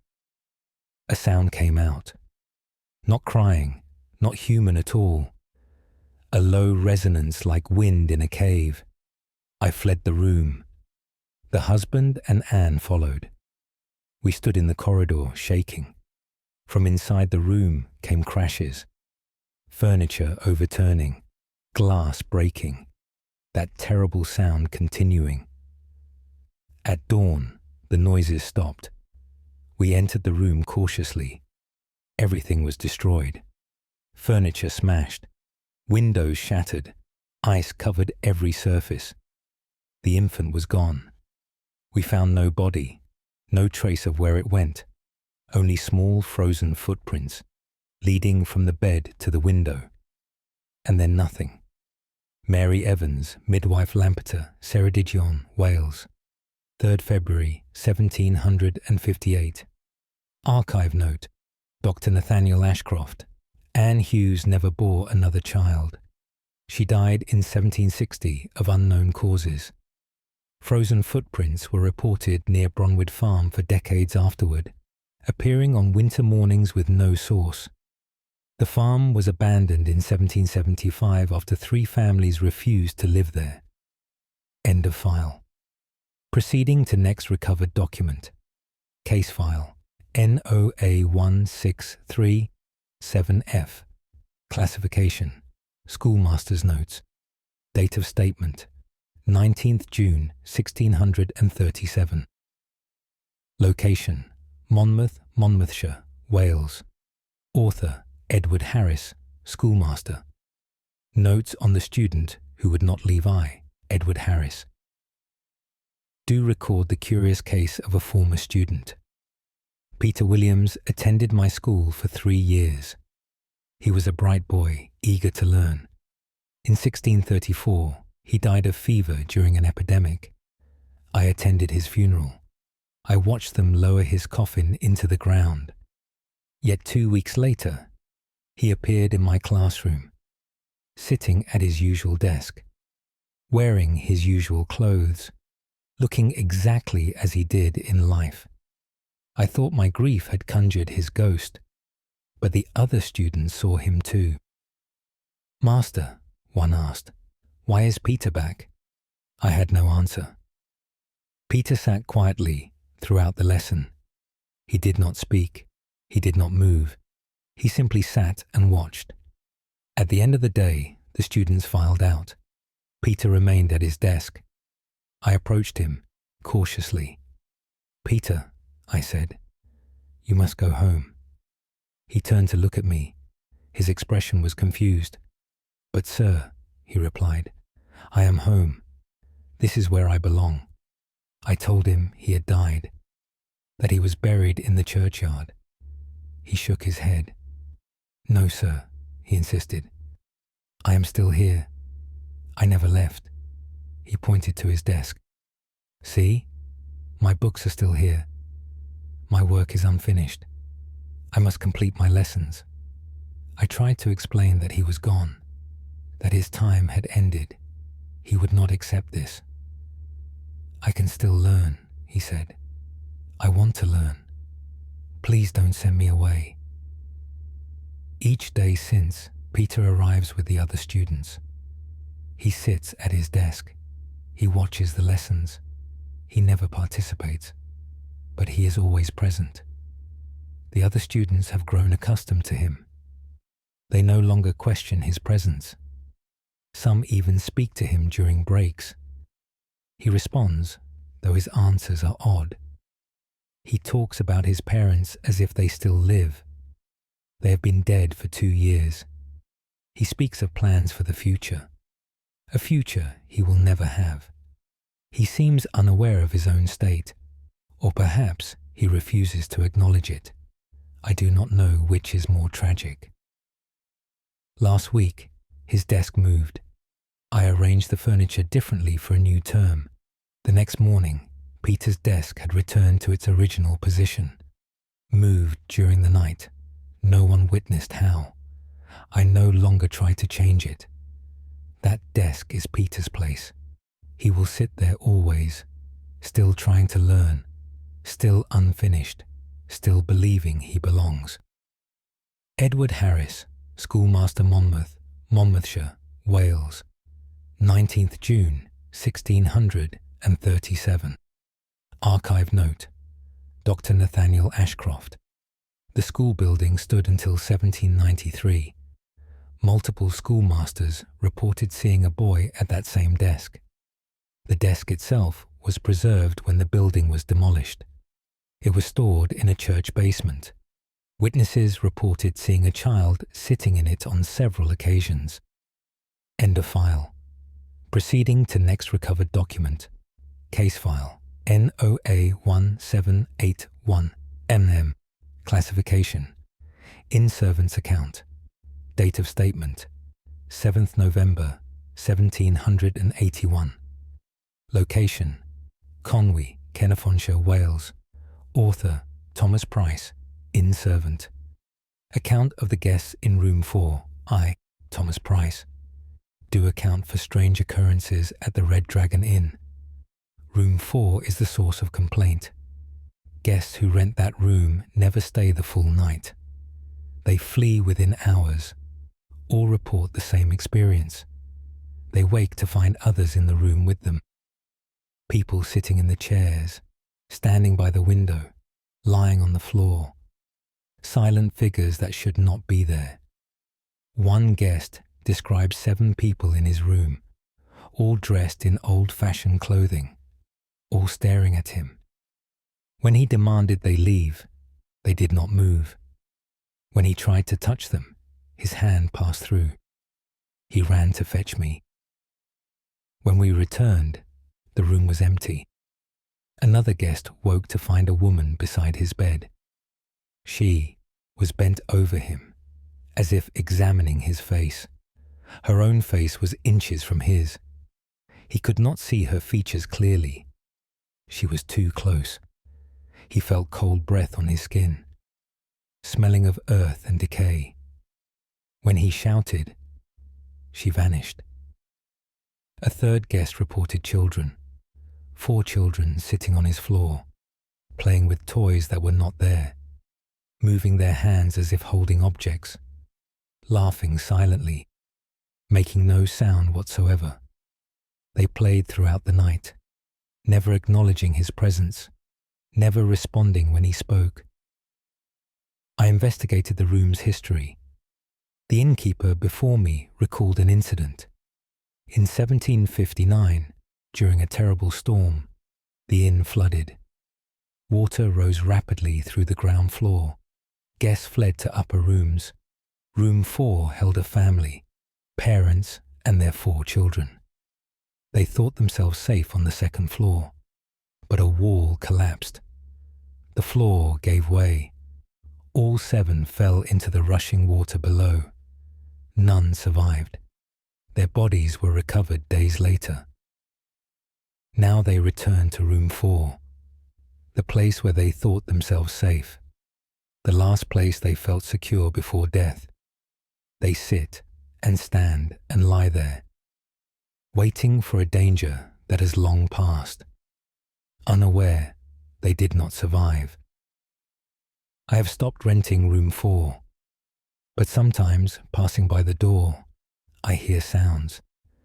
Children laughing, adults talking quietly, the sounds of a family at rest, believing themselves safe, forever trapped in those final moments, before the floor collapsed, before the water took them. In room 4, they are always safe, always together, always unaware. Thomas Price, inn servant, Conwy, Caernarfonshire, Wales, 7th November, 1781. Archive note, Dr. Nathaniel Ashcroft, The Red Dragon. Inn still stands. Room 4 has been sealed since 1790. Modern owners report sounds from behind the sealed door. Laughter and conversation. The sounds of a family that no longer exists. End of file. Proceeding to next recovered document. Case file NOA 1576R. Classification. Carpenter's report. Date of statement 13th September 1576. Location Chepstow, Monmouthshire, Wales. Author William Morgan, carpenter. Report on the construction at St. Mary's Church. William Morgan, do report troubles during church repairs. I was hired to replace damaged beams in the nave. The work should have taken 3 weeks. It has taken 3 months. My tools disappear regularly. I place a hammer on the scaffold. I turn away for a moment. When I look back, it is gone. I find it later in impossible places, wedged into cracks in the stone, balanced on narrow ledges high above, hidden beneath the altar. My workers hear whispers during their labor, voices speaking from the walls, too quiet to understand the words, but clearly present, clearly deliberate. Several workers have quit in fear. Last week, something more direct occurred. My apprentice's young David was working alone. He was replacing a section of railing.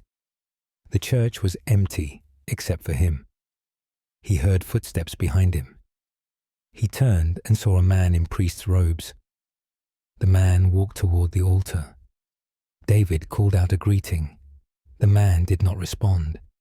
He reached the altar and knelt. David returned to his work. When he looked again, the man was gone, but a figure was carved into the wooden altar rail, a figure that had not been there before. I examined this carving myself. It shows a man in priest's robes, kneeling before the altar. His hands are clasped in prayer. The detail is extraordinary. Every fold of cloth perfectly rendered. The face is expressive and lifelike. The carving appears ancient, weathered by centuries, yet it emerged overnight, created by unknown hands. I spoke with the current vicar. He researched the church history. A priest served here in the 1300s, Father Defied ap Rhys. He was devoted to his duties. He prayed at the altar every day without fail, even as he grew ill and weak. One morning, they found him dead, kneeling before the altar, his hands clasped in prayer, his face peaceful. He had passed during his prayers. The vicar showed me a painting of Father Defied. The face matched the carving exactly. We attempted to remove the carving. Our tools could not mark it. Chisels and saws had no effect. The wood was somehow harder than stone. We left it in place. What else could we do? Now every morning, the carving is in a different position, sometimes kneeling, sometimes standing, sometimes bowing, always somewhere within the church, always showing Father Defied, still praying, still serving, still unable to leave his post. William Morgan, Carpenter Chepstow, Monmouthshire, Wales, 13th September, 1576. Archive note. Dr. Nathaniel Ashcroft, St. Mary's Church, maintains records of the mobile carving. Photographs from different decades show it in various locations throughout the building. Attempts at removal consistently fail. The carving remains an unexplained fixture of the church. End of file. Proceeding to next recovered document. Case file NOA1805T. Classification. Doctor's clinical notes. Date of statement 28th August 1805. Location Brecon, Powys, Wales. Author Dr. Samuel Williams, physician. Clinical notes on the epidemic of forgetfulness. Or Dr. Samuel Williams, do document an unusual medical phenomenon. Beginning in July, patients presented with identical symptoms. They experienced sudden memory loss, not gradual deterioration as seen with age, but immediate, complete erasure of specific memories. The first case was Margaret Thomas, age 42. She arrived at my office confused and distressed. "I cannot remember my children's names," she said. "I know I have children. I remember giving birth. But their names, their faces are gone. I examined her thoroughly. No physical cause for such selective amnesia. Within days, 5 more cases appeared. All reported similar experiences. Specific memories vanished. A merchant forgot his business entirely. A teacher forgot how to read. A mother forgot her own mother's existence. The losses were immediate and absolute, as if those memories had been cut out, surgically removed from their minds. I gathered the afflicted together to study the pattern. During this meeting, I observed something extraordinary. One patient, John Davies, suddenly went rigid, his eyes unfocused. "Someone is taking them," he said, "right now. Taking our memories. I can feel it happening." The others confirmed this sensation, a pulling feeling inside their heads, as if invisible hands rifled through their thoughts, selecting memories to steal, taking them away. "I see it," Margaret Thomas gasped. "A figure, standing behind us, reaching into our minds." I saw nothing, but all 6 patients pointed to the same empty space. All described the same figure, tall and thin, made of shadow rather than substance, with hands that were too long, fingers that could pierce through skulls and reach the thoughts inside. "It's leaving," John Davies whispered, "but it's taking more. So much more." They all fell silent simultaneously. When they recovered, none remembered the figure. None remembered describing it. They had forgotten the very thing that stole their memories. More cases appeared daily. The affliction spread through Brecon. People forgot their jobs, their homes, their loved ones, walking through familiar streets as strangers, looking at their own families without recognition. I documented everything carefully, but yesterday I found gaps in my notes. Pages where I had written nothing, or perhaps pages where I had written something, and then forgotten both the writing and the act. How many memories have I already lost? How many patients did I see? I thought it was 6, but perhaps it was 7 or 8. I can no longer be certain. The figure stands behind me now. I cannot see it, but I feel those 2 long fingers reaching toward my thoughts, selecting memories to take. Soon I will forget this document, forget the epidemic, forget my own name. We will all forget, and the figure will remain, always taking, always hungry, always there. Dr. Samuel Williams, Physician, Brecon, Powys, Wales, 28th August 1805 archive note. Dr. Nathaniel Ashcroft. No further records from Dr. Williams exist after this date. He abandoned his practice in September 1805 and was found wandering Brecon with no knowledge of his identity. The epidemic affected an estimated 200 residents before mysteriously ceasing in October.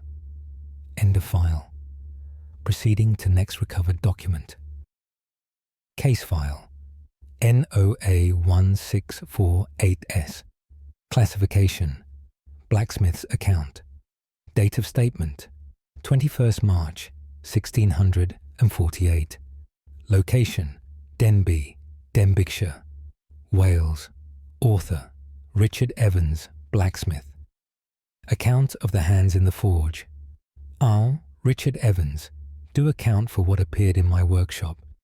I have worked this forge for 20 years. I know every tool and every shadow. But 3 weeks ago, something changed. I was working late, shaping iron horseshoes. The fire burned hot and bright. In the flames I saw movement, not the normal flickering of fire, something else, something deliberate. I leaned closer to look. Hands emerged from the flames, human hands made of fire itself. They reached toward me slowly, fingers spreading, palms open. I jumped back in shock. The hands withdrew into the flames. I thought exhaustion had fooled my eyes, but the next night they appeared again. This time they reached further from the fire, grasping at the air as if trying to take hold of something. My apprentice saw them too. "Master, what are those?" he asked. I had no answer. The hands appeared every night after, always when the forge burned hottest, always reaching, always grasping. Last week they touched my tools, a hammer lying on the anvil. The fire hands picked it up. They held it, examining it. Then they began to work, striking the anvil with the hammer. The blows rang out clear and loud, but there was no body behind the hands, just those burning fingers, working as I work, shaping invisible metal, following patterns only they could see. I tried to touch them once. My hand passed through, but I felt intense heat. My skin blistered instantly. The burns took weeks to heal. Now I let them work undisturbed. They appear each evening. They use my tools. They hammer and shape, creating things I cannot see. When the fire dies down, they fade away, sinking back into the cooling embers. My apprentice refuses to work late anymore. He fears what might happen if those hands catch hold of him. I share his fear. The hands grow bolder each night. They reach further. They grasp more eagerly. Sometimes they point at me, all 10 fingers aimed like accusations or invitations. I do not know which. Last night they beckoned to me, curling their fingers, calling me closer to the flames. I did not approach, but I wonder how long I can resist. The hands are patient. They have all the time the fire burns, and I must return to my forge. I must work to live. Each night I feed the flames. Each night they reach for me. Each night they come a little closer. Richard Evans, Blacksmith, Denbigh, Denbighshire, Wales, 21st March, 1648. Archive note: Dr. Nathaniel Ashcroft. Richard Evans disappeared in April 1648. His workshop was found with the forge still burning intensely. Tools lay scattered as if dropped suddenly. No body was recovered. Subsequent blacksmiths in that building reported similar phenomena until the forge was permanently sealed in 1702. End of file. Proceeding to next recovered document. Case file NOA 1729G.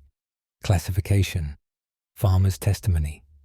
Date of statement: 6th June, 1729. Location: Pembrokeshire Coast, Wales. Author: Owen Davies. Farmer Testimony. Concerning the figures on the cliff wall, Owen Davies. Do testify about what stands at the cliff edge. My farm lies near the coastal cliffs. I see the ocean from my fields. 2 months ago, figures appeared on the cliff top. They stand in a line along the edge, looking out to sea. There are 12 of them, all perfectly still, all facing the same direction. At first, I thought they were travelers, pilgrims perhaps, or merchants. But they never moved. I watched them for hours. They remained motionless as statues. I walked closer to investigate.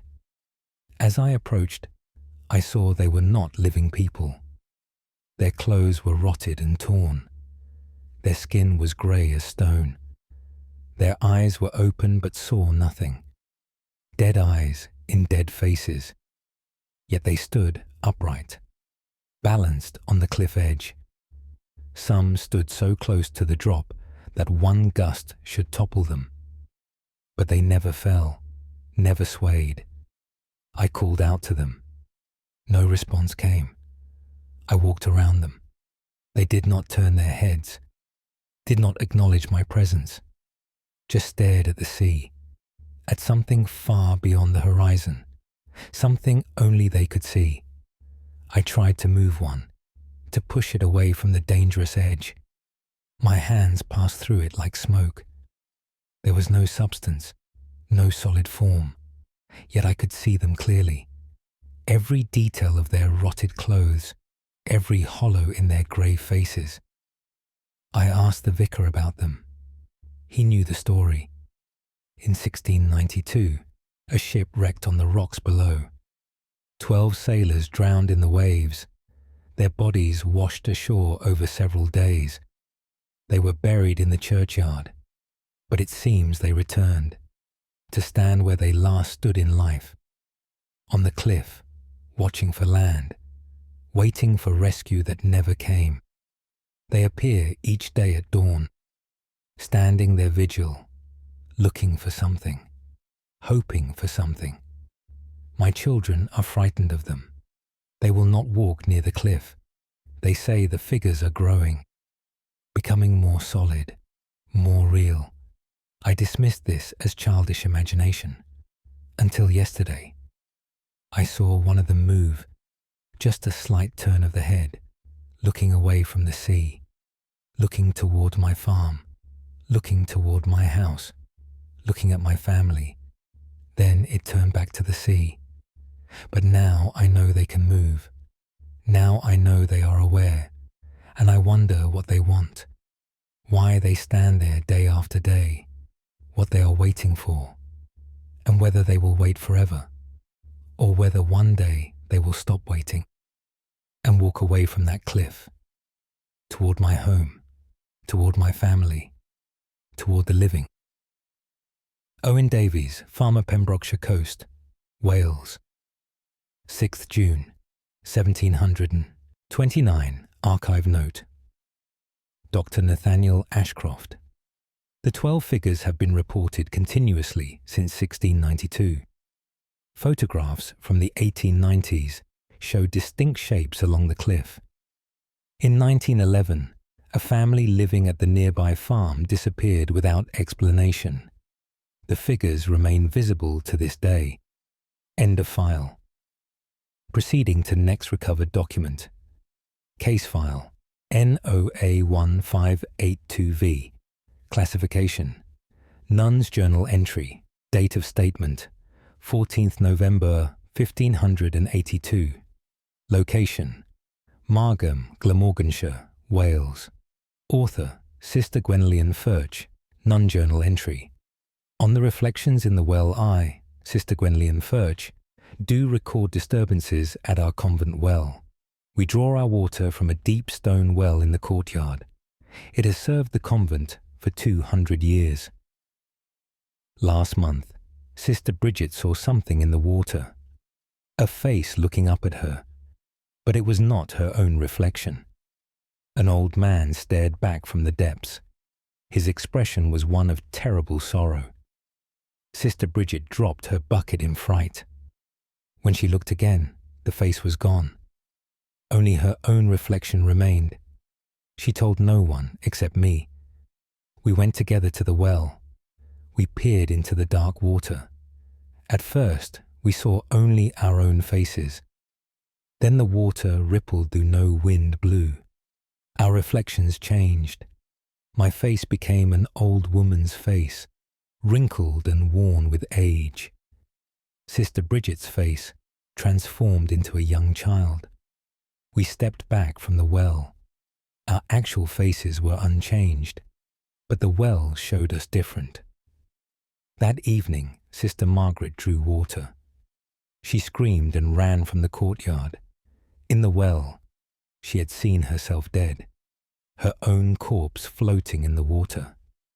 Eyes open and staring, skin pale and bloated. We blessed the well with holy water. We said prayers over it. Nothing changed. Each sister who looks into the well sees something different. Some see themselves at different ages, younger or older than they truly are.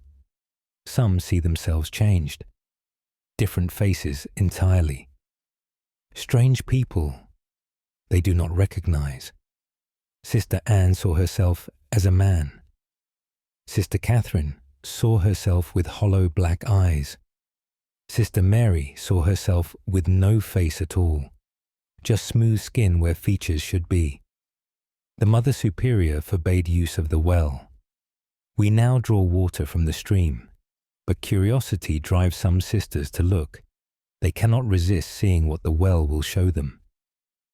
Last week, I looked again. My reflection was not human. Something else wore my face. Something that smiled with too many teeth. Something that reached up from the water, as if trying to pull me down. I have sealed the well with wooden boards, but at night I hear water splashing, as if someone draws from it. In the morning, the boards are wet. Someone or something still uses the well, looking into those dark waters, seeing reflections that should not exist. I fear what will happen if it climbs out. If the thing I saw in my reflection emerges from that well and walks our halls, wearing faces that are not its own. Sister Gwenllian Furch, Nun Margam, Glamorganshire, Wales, 14th November, 1582. Archive note. Dr. Nathaniel Ashcroft. The well was filled with stones in 1590 after Sister Gwenllian disappeared. She was last seen sitting beside it at midnight. The well site was excavated in 1820. No body was found.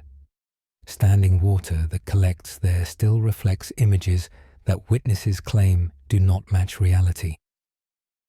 End of file. Proceeding to next recovered document. Case file NOA 1836H. Classification. Solicitor's record. Date of statement 9th January 1836. Location Merthyr Tydfil, Glamorganshire, Wales. Author Henry Price. Solicitor record of the voices in the courthouse Y. Henry Price. Do record unusual disturbances in our courthouse.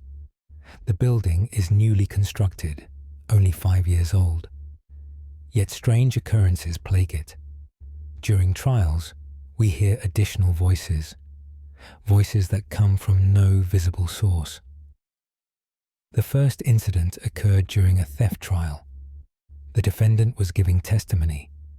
A second voice spoke simultaneously, louder than the defendant's voice, clearer and more insistent. This voice contradicted every statement. When the defendant claimed innocence, the voice said, "Guilty." When he protested his character, the voice said, "Liar."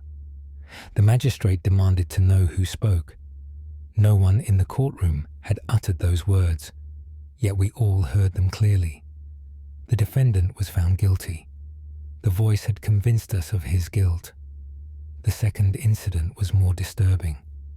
A man stood trial for causing another's death. An accident, he claimed. During his testimony, multiple voices filled the courtroom. 7 distinct voices, all speaking at once, all accusing him. Murder, they said. Intentional, they insisted. We saw, they whispered. We know the truth. The defendant collapsed in terror. He confessed to deliberate harm. The voices ceased immediately upon his confession. Now every trial brings these mysterious voices. They interrupt proceedings. They comment on testimony. They reveal truths that witnesses try to hide. Some believe the voices serve justice, that they expose lies and deception. Others fear them, fear their power and their knowledge. I researched the land beneath our courthouse. A cottage once stood here. In 1829, 7 people died in that cottage. A fire consumed the building. The occupants could not escape. They burned alive while neighbors listened. Their screams echoed through the night. Some say the family was trapped deliberately, that someone barred the doors from outside. that it was murder disguised as accident. No one was ever charged. The crime went unpunished. Now those voices fill our courthouse, ensuring no crime goes unnoticed, no lie goes unchallenged, no guilty person escapes justice. They are jury and judge combined, dead witnesses who see all, who know all, who will not be silent. Yesterday, a colleague asked me a question about a small matter of disputed property. I lied about my knowledge of the case. A voice spoke clearly beside my ear. He lies, it said. He knows the truth. He conceals it for profit. My colleague heard it too. Now I am under investigation. The voices have turned their attention to me. They know my secrets. They will reveal them all. There is no privacy in that courthouse, no safety from judgment. The dead are watching. The dead are listening. And the dead will speak. Henry Price, Solicitor Merthyr Tydfil, Glamorganshire, Wales. 9th January 1836. Archive note. Dr. Nathaniel Ashcroft. Henry Price resigned his position in February 1836. The courthouse continued operating until 1875. Every trial conducted there resulted in confession or overwhelming evidence of guilt. The building was demolished. Court records from that courthouse show a conviction rate of 100%. End of file. Proceeding to next recovered document. Case file NOA 1697L. Classification Shepherd's account. Date of statement 28th July 1697. Location Plinlimmon Mountains, Ceredigion, Wales. Author David Thomas. Shepherd. Account of the stones that move in the night. I. David Thomas. Do account for phenomena in the high pastures. I tend sheep in the mountain meadows. I know every rock and stream in these hills. Last spring, I noticed changes. Stones that lay in certain positions for years moved to new locations. At first, I thought it was natural. Perhaps rain had shifted them, or animals had dislodged them. But the movements were too deliberate, too purposeful. The stones formed patterns, circles and lines, symbols I did not recognize. Each morning, new arrangements appeared, always during the night, always when no one watched. I stayed awake one night to observe. I sat among my sheep and watched the stones. As midnight approached, I heard sounds, scraping and grinding, stone against earth. The large stones were moving, sliding across the ground by themselves. No hands pushed them, no force I could see. They moved slowly but steadily, taking positions in a growing circle. I watched in frozen terror. 12 stones formed a perfect ring. In the center, they left an empty space, the size of a man lying down. When the circle was complete, the movement stopped. Silence returned to the mountain. I did not enter that circle. Some instinct warned me against it. I drove my sheep away from that place. But the next day, I found more circles, scattered across the mountainside, all with that same empty center, all waiting for something or someone. Other shepherds reported identical findings, stones arranging themselves, forming circles and patterns. No one knew why. No one dared investigate too closely. Last month, a young shepherd named Evan went missing. He had been working near one of the stone circles. His sheep returned without him. We searched for days. We found him in the center of a circle, lying perfectly still, his eyes open to the sky. He was alive but would not move, would not speak. We carried him down the mountain. He remained in that strange state for 3 days. On the 4th day, he woke. He remembered nothing after entering the circle. but his hair had turned completely white, and he aged. In those 3 days he aged 20 years. His young face became lined and worn. His body became weak and bent. He died within a week, an old man in a young man's body. Now I avoid the stone circles. I keep my sheep far from them. But they continue appearing, more each week, spreading across the mountains, empty centers waiting. For what purpose, I do not know. I know only that they are hungry and patient and growing in number. David Thomas, Shepherd Plinlimmon Mountains, Ceredigion, Wales, 28th July 1697. Archive note: Dr. Nathaniel Ashcroft. Ancient stone circles exist throughout Wales, but these formations were new. Between 1697 to 1702, 17 similar circles appeared. All were destroyed or scattered by locals. Stone circles on Plinlimmon still attract reports of unexplained movements. 3 hikers have disappeared near them since 1890. End of file. Proceeding to next recovered document. Case file NOA1743W. Classification: Baker's Statement. Date of statement: 15th May 1743. Location: Carefully, Glamorganshire, Wales. Author: Margaret Hughes, Baker. Statement regarding my daughter's companion. I, Margaret Hughes, do state here my concerns about my daughter. Elizabeth is 8 years old. She has always been a quiet, solitary child. 3 months ago, she began speaking of a friend, a girl named Anne, who visits her. I assumed Anne was a neighbour child, but when I asked which family she belonged to, Elizabeth became evasive. She doesn't have a family anymore, Elizabeth said. She lives in the old house by the river. The old house has been abandoned for years. No one lives there. I forbade Elizabeth from going near it, but she continued speaking of Anne. They played together every day, she claimed. Anne taught her games and songs, strange games I did not recognize, songs with words I did not understand. Elizabeth began changing. She grew pale and quiet. She lost interest in food. She stayed awake late into the night, standing at her window, looking toward the river. Anne is calling me, she would say. She wants me to come play. I watched from the window once. In the moonlight, I saw a figure standing near the old house, a girl in a white dress. But there was something wrong about her. The way she stood, too still, too straight, not like a living child at all.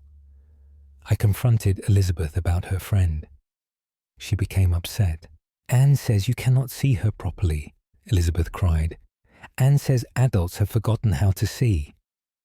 But she is very real, more real than anything else. Last week, I woke in the night. Elizabeth's bed was empty. I ran to the window. She was walking toward the river, walking toward that old house, walking toward the figure in white that waited. I chased her down. I caught her at the river's edge. She fought me with surprising strength. Anne needs me, she screamed. Anne is so lonely. Anne has been waiting so long. I dragged her back to our house. I locked her in her room. She wept all night. She called out to Anne, promising she would come, promising she would not abandon her. In the morning, Elizabeth was calm, but changed. She no longer speaks of Anne. She no longer goes to the window. She simply sits and stares, at nothing, at everything. Yesterday, I found marks on her arms, small handprints, child-sized handprints, pressed into her skin like brands, cold to the touch. Elizabeth smiled when she saw me notice them. Anne marked me she said quietly, so she can always find me. So I cannot hide. She says I promised, and promises to the dead must be kept. I do not know what to do. I do not know how to protect my daughter from a friend I cannot see, from a friend who will not let her go, from a friend who waits in that old house by the river. Margaret Hughes, Baker Carefully, Glamorganshire, Wales, 15th May 1743.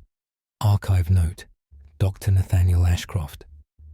Parish records from 1739 show a girl named Anne Roberts drowned in the river near Caerphilly. She was 8 years old. Her body was found near the old house. Elizabeth Hughes disappeared in June 1743. Her mother found her room empty, window open. Her body was never recovered. End of file. Proceeding to next recovered document. Case file. NOA 1561D. Classification. Mine Workers Report. Date of statement, 2nd October, 1561. Location, Llanelly, Carmarthenshire, Wales. Author, John Powell, mine worker. Report on the singing in the deep shaft. Why, John Powell, do report what we hear in the coal mine. The singing began 4 weeks ago. It comes from the deepest shaft, a shaft we no longer work. It was closed after the collapse of 1557. 4 men were trapped in that collapse. Their bodies were never recovered. The shaft was deemed too dangerous to excavate. It was sealed and abandoned. Now we hear singing from behind that seal. Men's voices in harmony. The songs are mining songs. Old songs we all know. Songs men sing while they work. But these voices sound wrong, hollow and distant, as if echoing from a great depth. We tried to ignore it. Work continued in the safer shafts. But the singing grew louder and closer, as if the singers were approaching, moving through sealed tunnels, digging their way toward us. Last week, we heard them in the next shaft over, right on the other side of the coal wall. We could hear them clearly. 4 distinct voices, singing in perfect unison. Picks striking stone, shovels scraping rock, the sounds of men working. But on the other side was solid earth. No tunnel existed there, no space for men to work. Yet the sounds continued. The superintendent ordered us to dig through, to investigate the source. We broke through the wall carefully. Behind it, we found a small cavity, and inside that cavity, tools, 4 picks and 4 shovels, arranged neatly on the ground, all marked with the names of the trapped men. We stood in silence, staring at those tools, the same tools they carried when the shaft collapsed, tools that should be buried with them, far below in the sealed depths. Then the singing started again. Now it came from beneath our feet. From below the floor of the tunnel, the voices called out names, our names, each of the 4 dead men, called to one living man. I heard my name sung clearly. John Powell, come dig with us. John Powell, join our crew. John Powell, the work is never done. The others heard their names too, called by the dead, invited to join them. We fled that tunnel. We sealed it again. But the singing continues.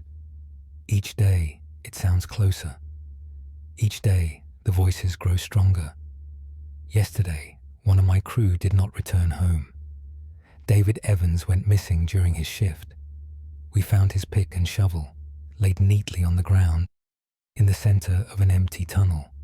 But David was gone, and from below came singing. 5 voices now instead of 4, and one of them sounded like David. John Powell, mine worker, Llanelly, Carmarthenshire, Wales, 2nd October, 1561. Archive note. Dr. Nathaniel Ashcroft. The mine was abandoned completely in 1562 after 3 more workers disappeared. The singing was reported by locals for decades afterward. The mine entrance was collapsed in 1610. Occasionally, people living near the former mine site report hearing faint singing from underground. End of file. Proceeding to next recovered document. Case file NOA 1824P. Classification: Magistrate's investigation. Date of statement: 23rd February 1824. Location: Llandrindod Wells, Radnorshire, Wales. Author: Magistrate William Morris. Investigation into the speaking portraitee. Magistrate William Morris. Do record my investigation of an unusual case. I was summoned to the manor house of Lord Edmund Grey. He reported that a portrait in his gallery had begun speaking. I arrived sceptical of such claims, but Lord Grey was insistent and visibly distressed. He led me to the portrait gallery. The portrait in question hung in the centre. It depicted Lord Grey's late father, the previous Lord Grey, who died in 1820. The painting was masterfully done. The old lord's face captured with great skill. His eyes seemed almost alive. We stood before the portrait in silence. Nothing unusual occurred. I began to think Lord Grey suffered from delusion. Then the portrait spoke. "Edmund, you disappoint me." The voice came directly from the painted lips. The mouth moved as words formed. The eyes shifted to look at us. I stepped back in shock. "Father?" Lord Grey whispered. "Yes, Edmund. I see everything from here. I watch you every day, and I am ashamed." The portrait's expression changed, from neutral to disapproving. The painted features moved like living flesh. "What do you want from me?" Lord Grey asked. "Confession," the portrait replied. "Truth about how I died." I knew the official story. The old lord had fallen downstairs. An accident, everyone agreed. But the portrait told a different tale. "You pushed me, Edmund. You wanted my title and fortune. You placed your hands on my back, and you pushed." Lord Grey went pale. "No," he said weakly. "Yes," the portrait insisted. "I felt your hands. I knew it was you as I fell. The last thing I saw was your face, your satisfaction." Lord Grey collapsed to his knees. "I didn't mean it," he sobbed. "I only meant to frighten you, to make you reconsider the inheritance. But you fell so far. It was an accident. It was murder," the portrait corrected. "And I will speak until justice is done."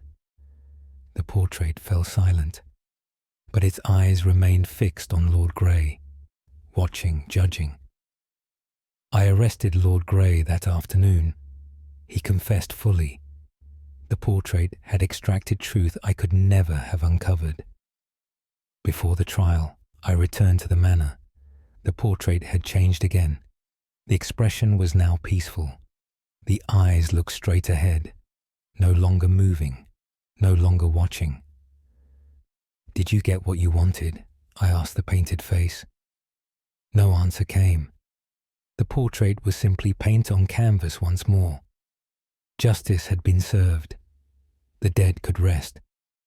But I wonder how many other portraits watch their descendants.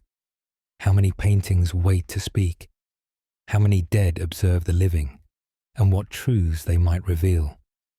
Magistrate William Morris, Llandrindod Wells, Radnorshire, Wales, on 23rd February 1824. Archive note. Dr. Nathaniel Ashcroft. Lord Edmund Grey was convicted of murder and hanged in May 1824. The portrait remained in the manor house. Subsequent owners reported it seemed to watch them, though it never spoke again. The portrait was sold to a private collector in 1901. End of file.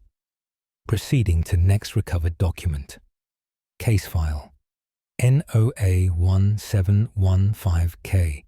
Classification: Ferryman's record. Date of statement: 12th December 1715. Location: River Wye, Monmouthshire, Wales. Author: Thomas Roberts, ferryman. Record of the passengers who do not disembark. I, Thomas Roberts, do record strange occurrences on my ferry. I have worked this river crossing for 30 years. I ferry people and goods from bank to bank. The work is simple and reliable. But recently, peculiar passengers have appeared. They arrive at dusk, standing at the dock, waiting silently for passage. They wear old-fashioned clothing, styles from decades past. Their faces are pale and expressionless. When I approach, they hand me coins. The coins are cold, unnaturally cold. They burn my palm with frost. But they are genuine currency, old coins no longer in circulation. I accept them and gesture for the passengers to board. They enter my boat without speaking. They sit perfectly still, their hands folded in their laps, their eyes staring straight ahead. I ferry them across as normal. The crossing takes 15 minutes. During those minutes, they never move, never blink, never breathe. When we reach the far bank, I tell them we have arrived. They do not respond. They do not stand. They simply sit. I repeat myself louder. Still nothing. I reach out to touch a passenger's shoulder. My hand passes through them. They are not solid, not real, not alive. Yet I can see them clearly, sitting in my boat, taking up space, looking like any other travelers. Eventually, they fade. One moment present, the next gone, vanishing like morning mist, leaving only those cold coins in my palm. This happens 3 or 4 times each week. Always at dusk, always the same type of passengers, silent, still, and unreal. I asked an old fisherman about them. He remembered a tragedy from 1683. A ferry capsized during a storm. 7 passengers drowned. Their bodies were swept downriver. Not all were recovered. They still try to cross, the fisherman said. Still paying their fare. Still believing they'll reach the other side. But they never leave the boat. Because they never reach the bank. They drowned in the crossing. And now they repeat it. Forever. I have tried refusing them passage. They simply appear in my boat anyway, sitting among my living passengers, invisible to others but clear to me. Yesterday, a woman screamed during crossing. She felt someone sitting beside her, felt the cold of an unseen body, felt breath on her neck, but saw nothing. Only I could see the pale figure, the drowned woman from 1683, still trying to reach the far bank, still believing this crossing would be different, still hoping to finally arrive. I no longer try to make them leave. I ferry them across with the living. I accept their frozen coins. I let them sit until they fade. It is the least I can do for passengers who can never reach their destination. Thomas Roberts, Ferryman River Wye, Monmouthshire, Wales, 12th December 1715. Archive note: Dr. Nathaniel Ashcroft. The ferry service continued until 1820, when a bridge was constructed. Multiple ferrymen reported identical experiences. The coins they described were traced to the 1680s. Modern boaters on the River Wye occasionally report seeing figures sitting in their vessels. End of file. Proceeding to next recovered document. Case file NOA1628B. Classification: Apothecary's notes. Date of statement: 27th March 1628. Location: Aberystwyth, Ceredigion, Wales. Author: Richard Williams, apothecary. Notes on the affliction of touch. Moi, Richard Williams. Do note a strange malady affecting several patients. They come to me with identical complaints. They cannot bear to be touched. Any contact with another person causes them agony. The first patient was a merchant named David Jones. He said that when his wife embraced him, he felt burning, as if her hands were made of fire. His skin showed no marks, no burns or injuries, but he insisted the pain was real. I prescribed cooling ointments. They provided no relief. More patients arrived with similar symptoms: a mother who could not hold her children, a farmer who could not shake hands, a priest who could not give blessings. All felt intense pain from human contact, but only from human contact. They could touch animals, objects, anything else. Only touching another person caused suffering. I investigated for common causes. They shared no food source, drank from different wells, worked in different trades. The only connection was the town itself. All lived in Aberystwyth. Then the affliction evolved. Patients began seeing marks on people who touched them, handprints that glowed faintly, visible only to the afflicted. One patient described it thus: when someone touches me, their hand leaves a print, a mark that burns and glows. I see these marks all over my body, dozens of handprints. Every person who has ever touched me, all of them glowing, all of them burning. I am covered in hands, covered in touches I cannot escape. The afflicted began to isolate themselves, living alone, speaking to others only from a distance, afraid of accumulating more marks, more burning handprints, more pain. I consulted with learned colleagues. No one had encountered this condition. No text described it. Then I discovered something troubling. In 1627, a woman was executed here, burned for witchcraft. Before she died, she cursed the town. Let every touch be fire, she said. Let every hand leave its mark. Let the people of Aberystwyth feel the burn I feel now, for all eternity. The affliction began exactly 1 year after her death. I found 12 people now suffering. The number grows weekly. I have tried every remedy: prayer, medicine, purification. Nothing works. The afflicted can only endure, can only avoid human contact, can only live in isolation. Yesterday, I touched a patient to examine him. He screamed in pain. This morning, my hands began to burn, not on the surface, deeper, inside the flesh, in my bones. Now I understand what they feel. Now I see the marks, glowing handprints on my arms, on my face, on my chest. Every place I have been touched, every person who has laid hands on me, all burning, all screaming, all eternal. The curse has taken me too. Richard Williams, apothecary, Aberystwyth, Ceredigion. Wales, 27th March, 1628. Archive note: Dr. Nathaniel Ashcroft. The affliction spread to 43 documented cases before mysteriously ceasing in 1629.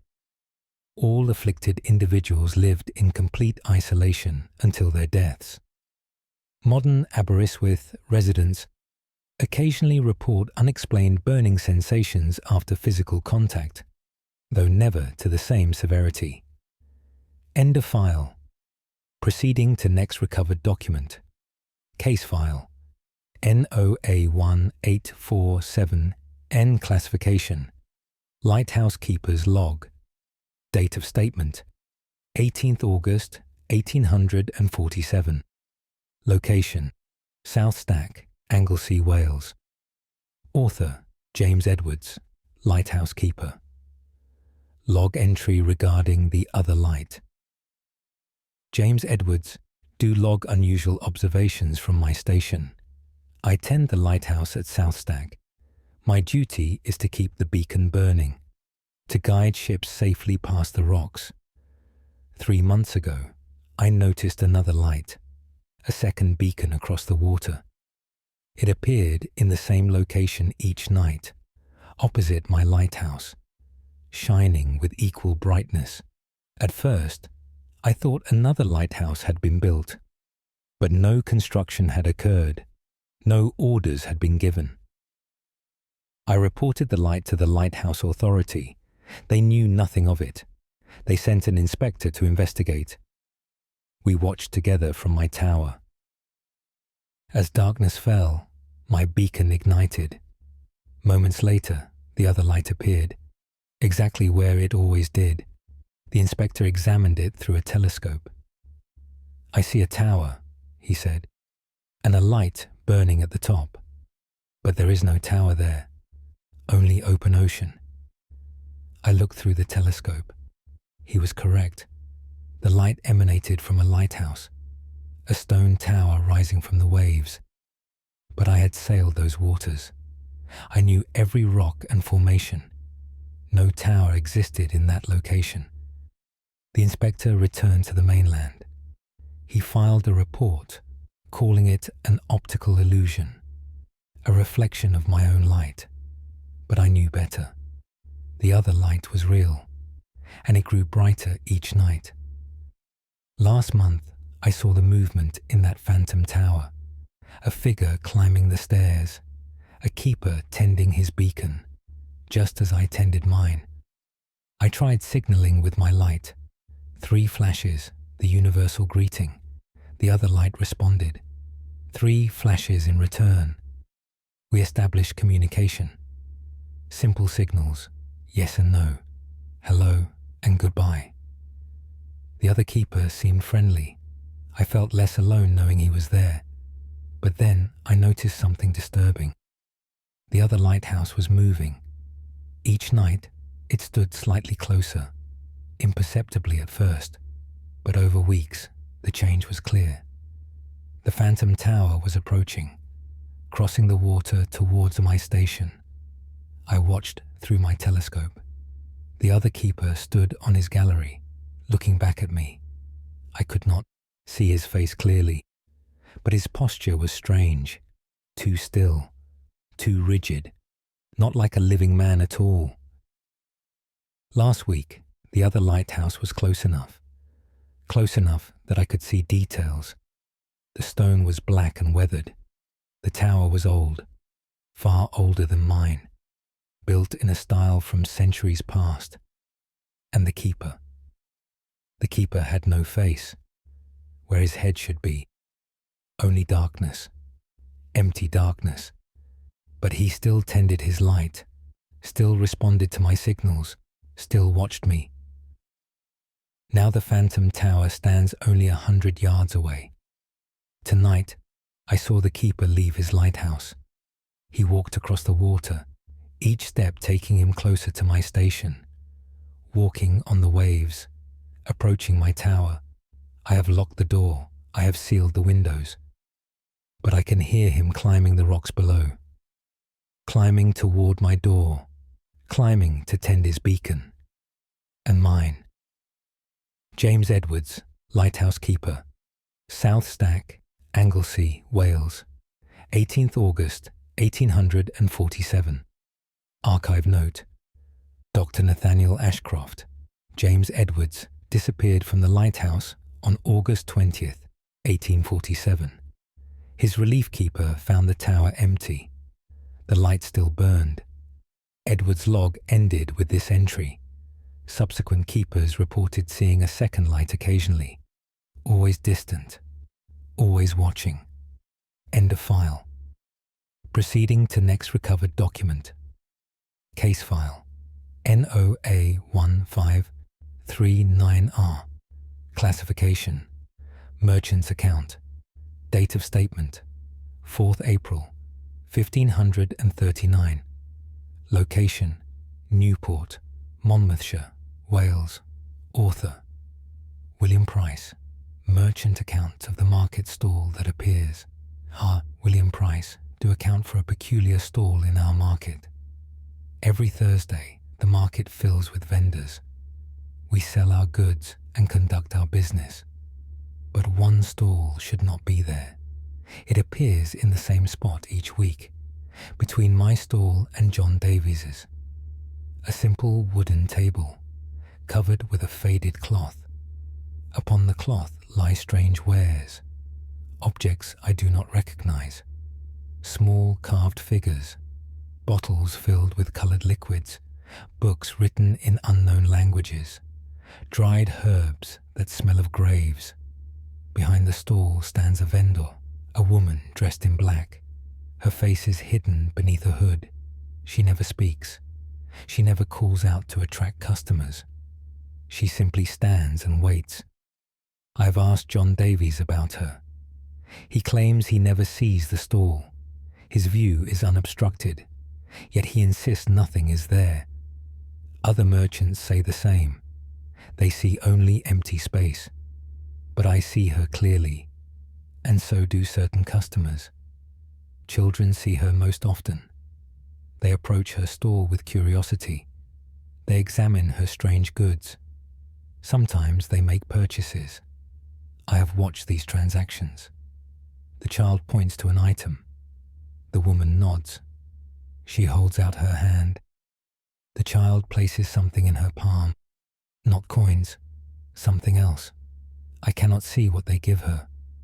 But after the exchange, the child changes. Their expression becomes distant. Their eyes become empty. They walk away slowly, as if something vital has been taken. Last week, a boy of 10 approached the stall. He selected one of the carved figures. The woman held out her hand. The boy hesitated, then placed his hand in hers. She held it for a moment. When she released him, the boy collapsed. I ran to help him. His hand was ice cold. His face was pale. His pulse was weak. We carried him home. His mother wept. The boy lived but never recovered. He sits motionless now, speaking to no one, seeing nothing. Whatever he gave the woman, he cannot reclaim. Whatever she took from him, she will not return. I have tried warning parents, telling them to keep their children away, but those who cannot see the stall think me mad. Those who can see it say their children must make their own choices, that the woman offers fair trades, that the price is known before payment. This Thursday, the stall will appear again. The woman will stand waiting. More children will approach. More will make purchases. More will pay prices I cannot see. I can only watch and count the empty eyes and wonder what she does with what she collects. William Price, Merchant, Newport, Monmouthshire, Wales. 4th April, 1539. Archive note: Dr. Nathaniel Ashcroft. The phantom market stall was reported in Newport markets until the 1560s. Estimates suggest 47 children made purchases during that time. All suffered similar effects. The stall ceased appearing after a fire destroyed the market in 1562. 7 children died in that fire. End of file. Proceeding to next recovered document. Case file. NOA 1768S classification. Prison guards report. Date of statement 29th October 1768. Location Carmarthen, Carmarthenshire, Wales. Author Samuel Hughes, prison guard. Report on the prisoner in solitary confinement. 1. Samuel Hughes. Do report on our most unusual prisoner. The man has been in solitary confinement for 6 months. His name is recorded as Peter Davies. Convicted of theft. Sentenced to 2 years. He requested solitary confinement, said he could not bear the company of others. We granted his request. He occupies a cell in the oldest part of the prison, a windowless stone room, bare walls and floor, one door always locked. I deliver his meals 3 times daily. For the first month, he seemed content. He sat quietly in his cell, speaking to no one, causing no trouble. Then he began talking.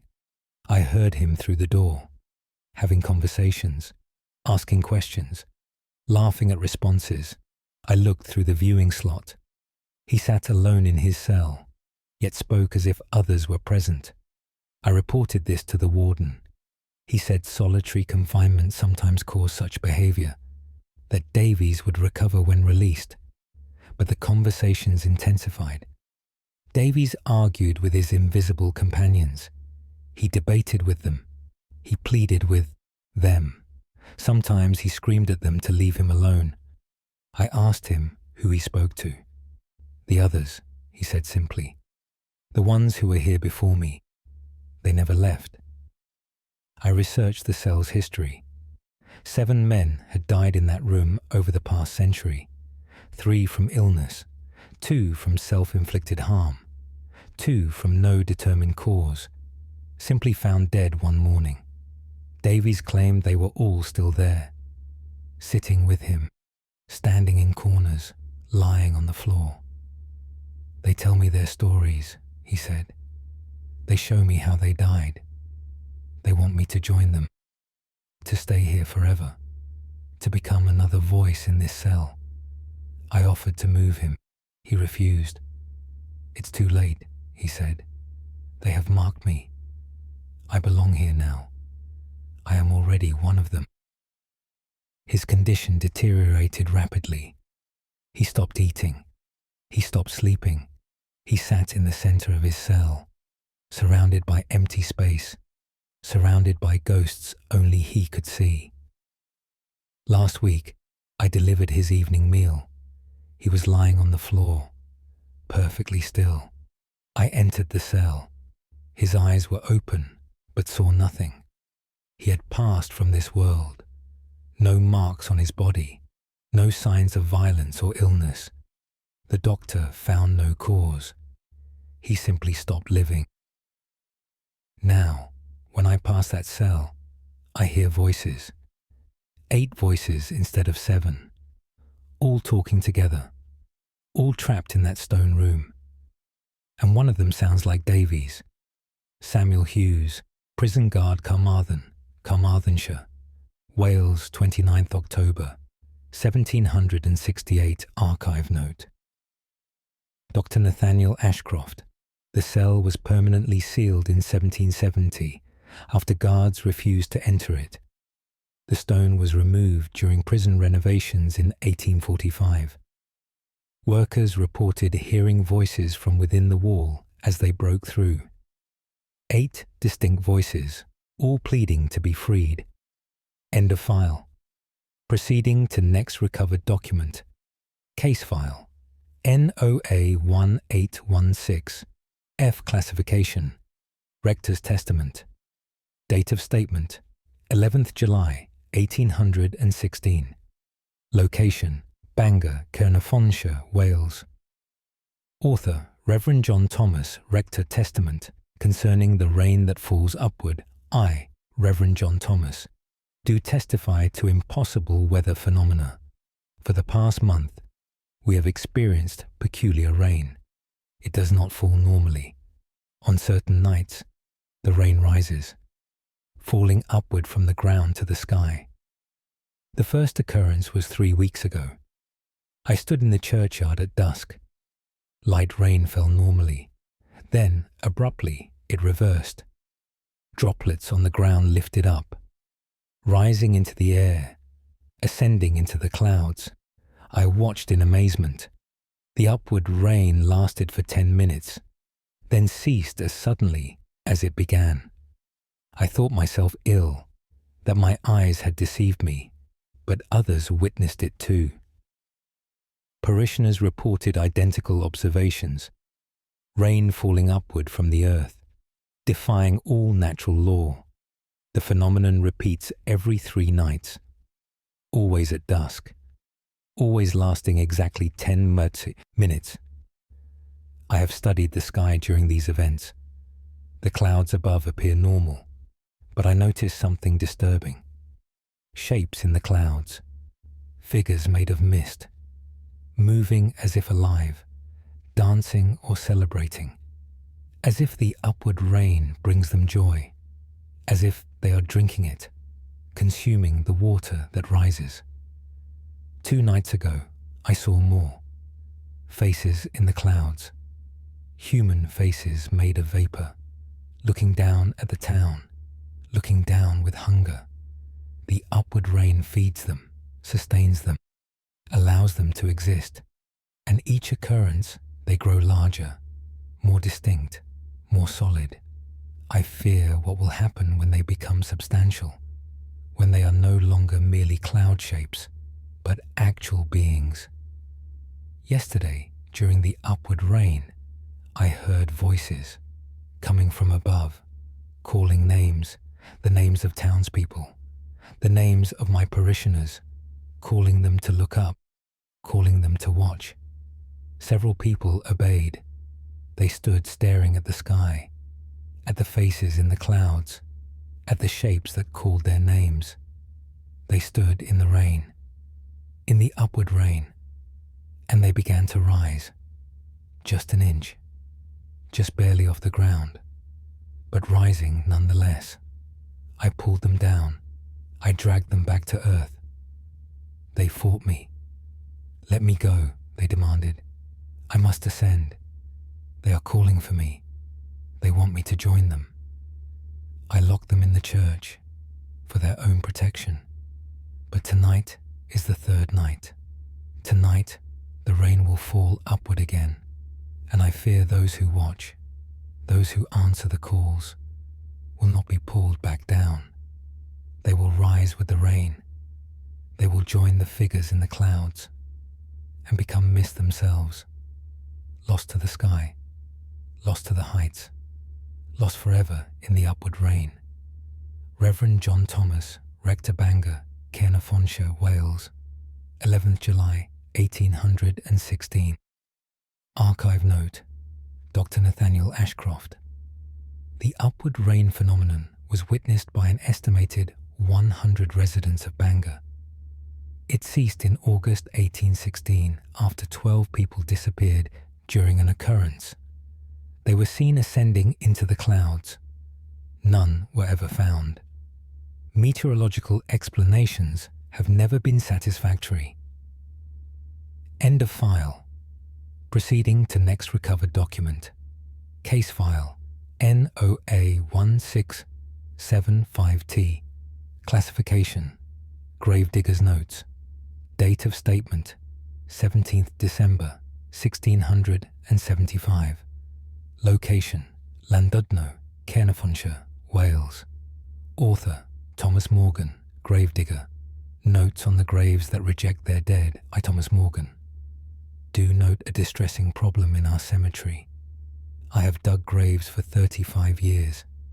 I have buried hundreds of deceased. But now, the graves are rejecting them. The first incident occurred in November. I buried Eleanor Jones, aged 73. She passed peacefully in her sleep. We laid her to rest with proper ceremony. The next morning, I found her coffin, above ground, sitting atop her grave. The earth had expelled it during the night, pushed it up and out. Thought vandals had disturbed the site, but the coffin was sealed, undamaged. The earth around the grave was smooth, as if the ground itself had rejected its burden. I buried her again, digging deeper this time, packing the earth firmly. The following morning, the coffin was above ground again. I buried her a 3rd time, with the same result. Eleanor Jones's coffin will not stay buried. The earth refuses to accept her. Since then, 3 more burials have been rejected.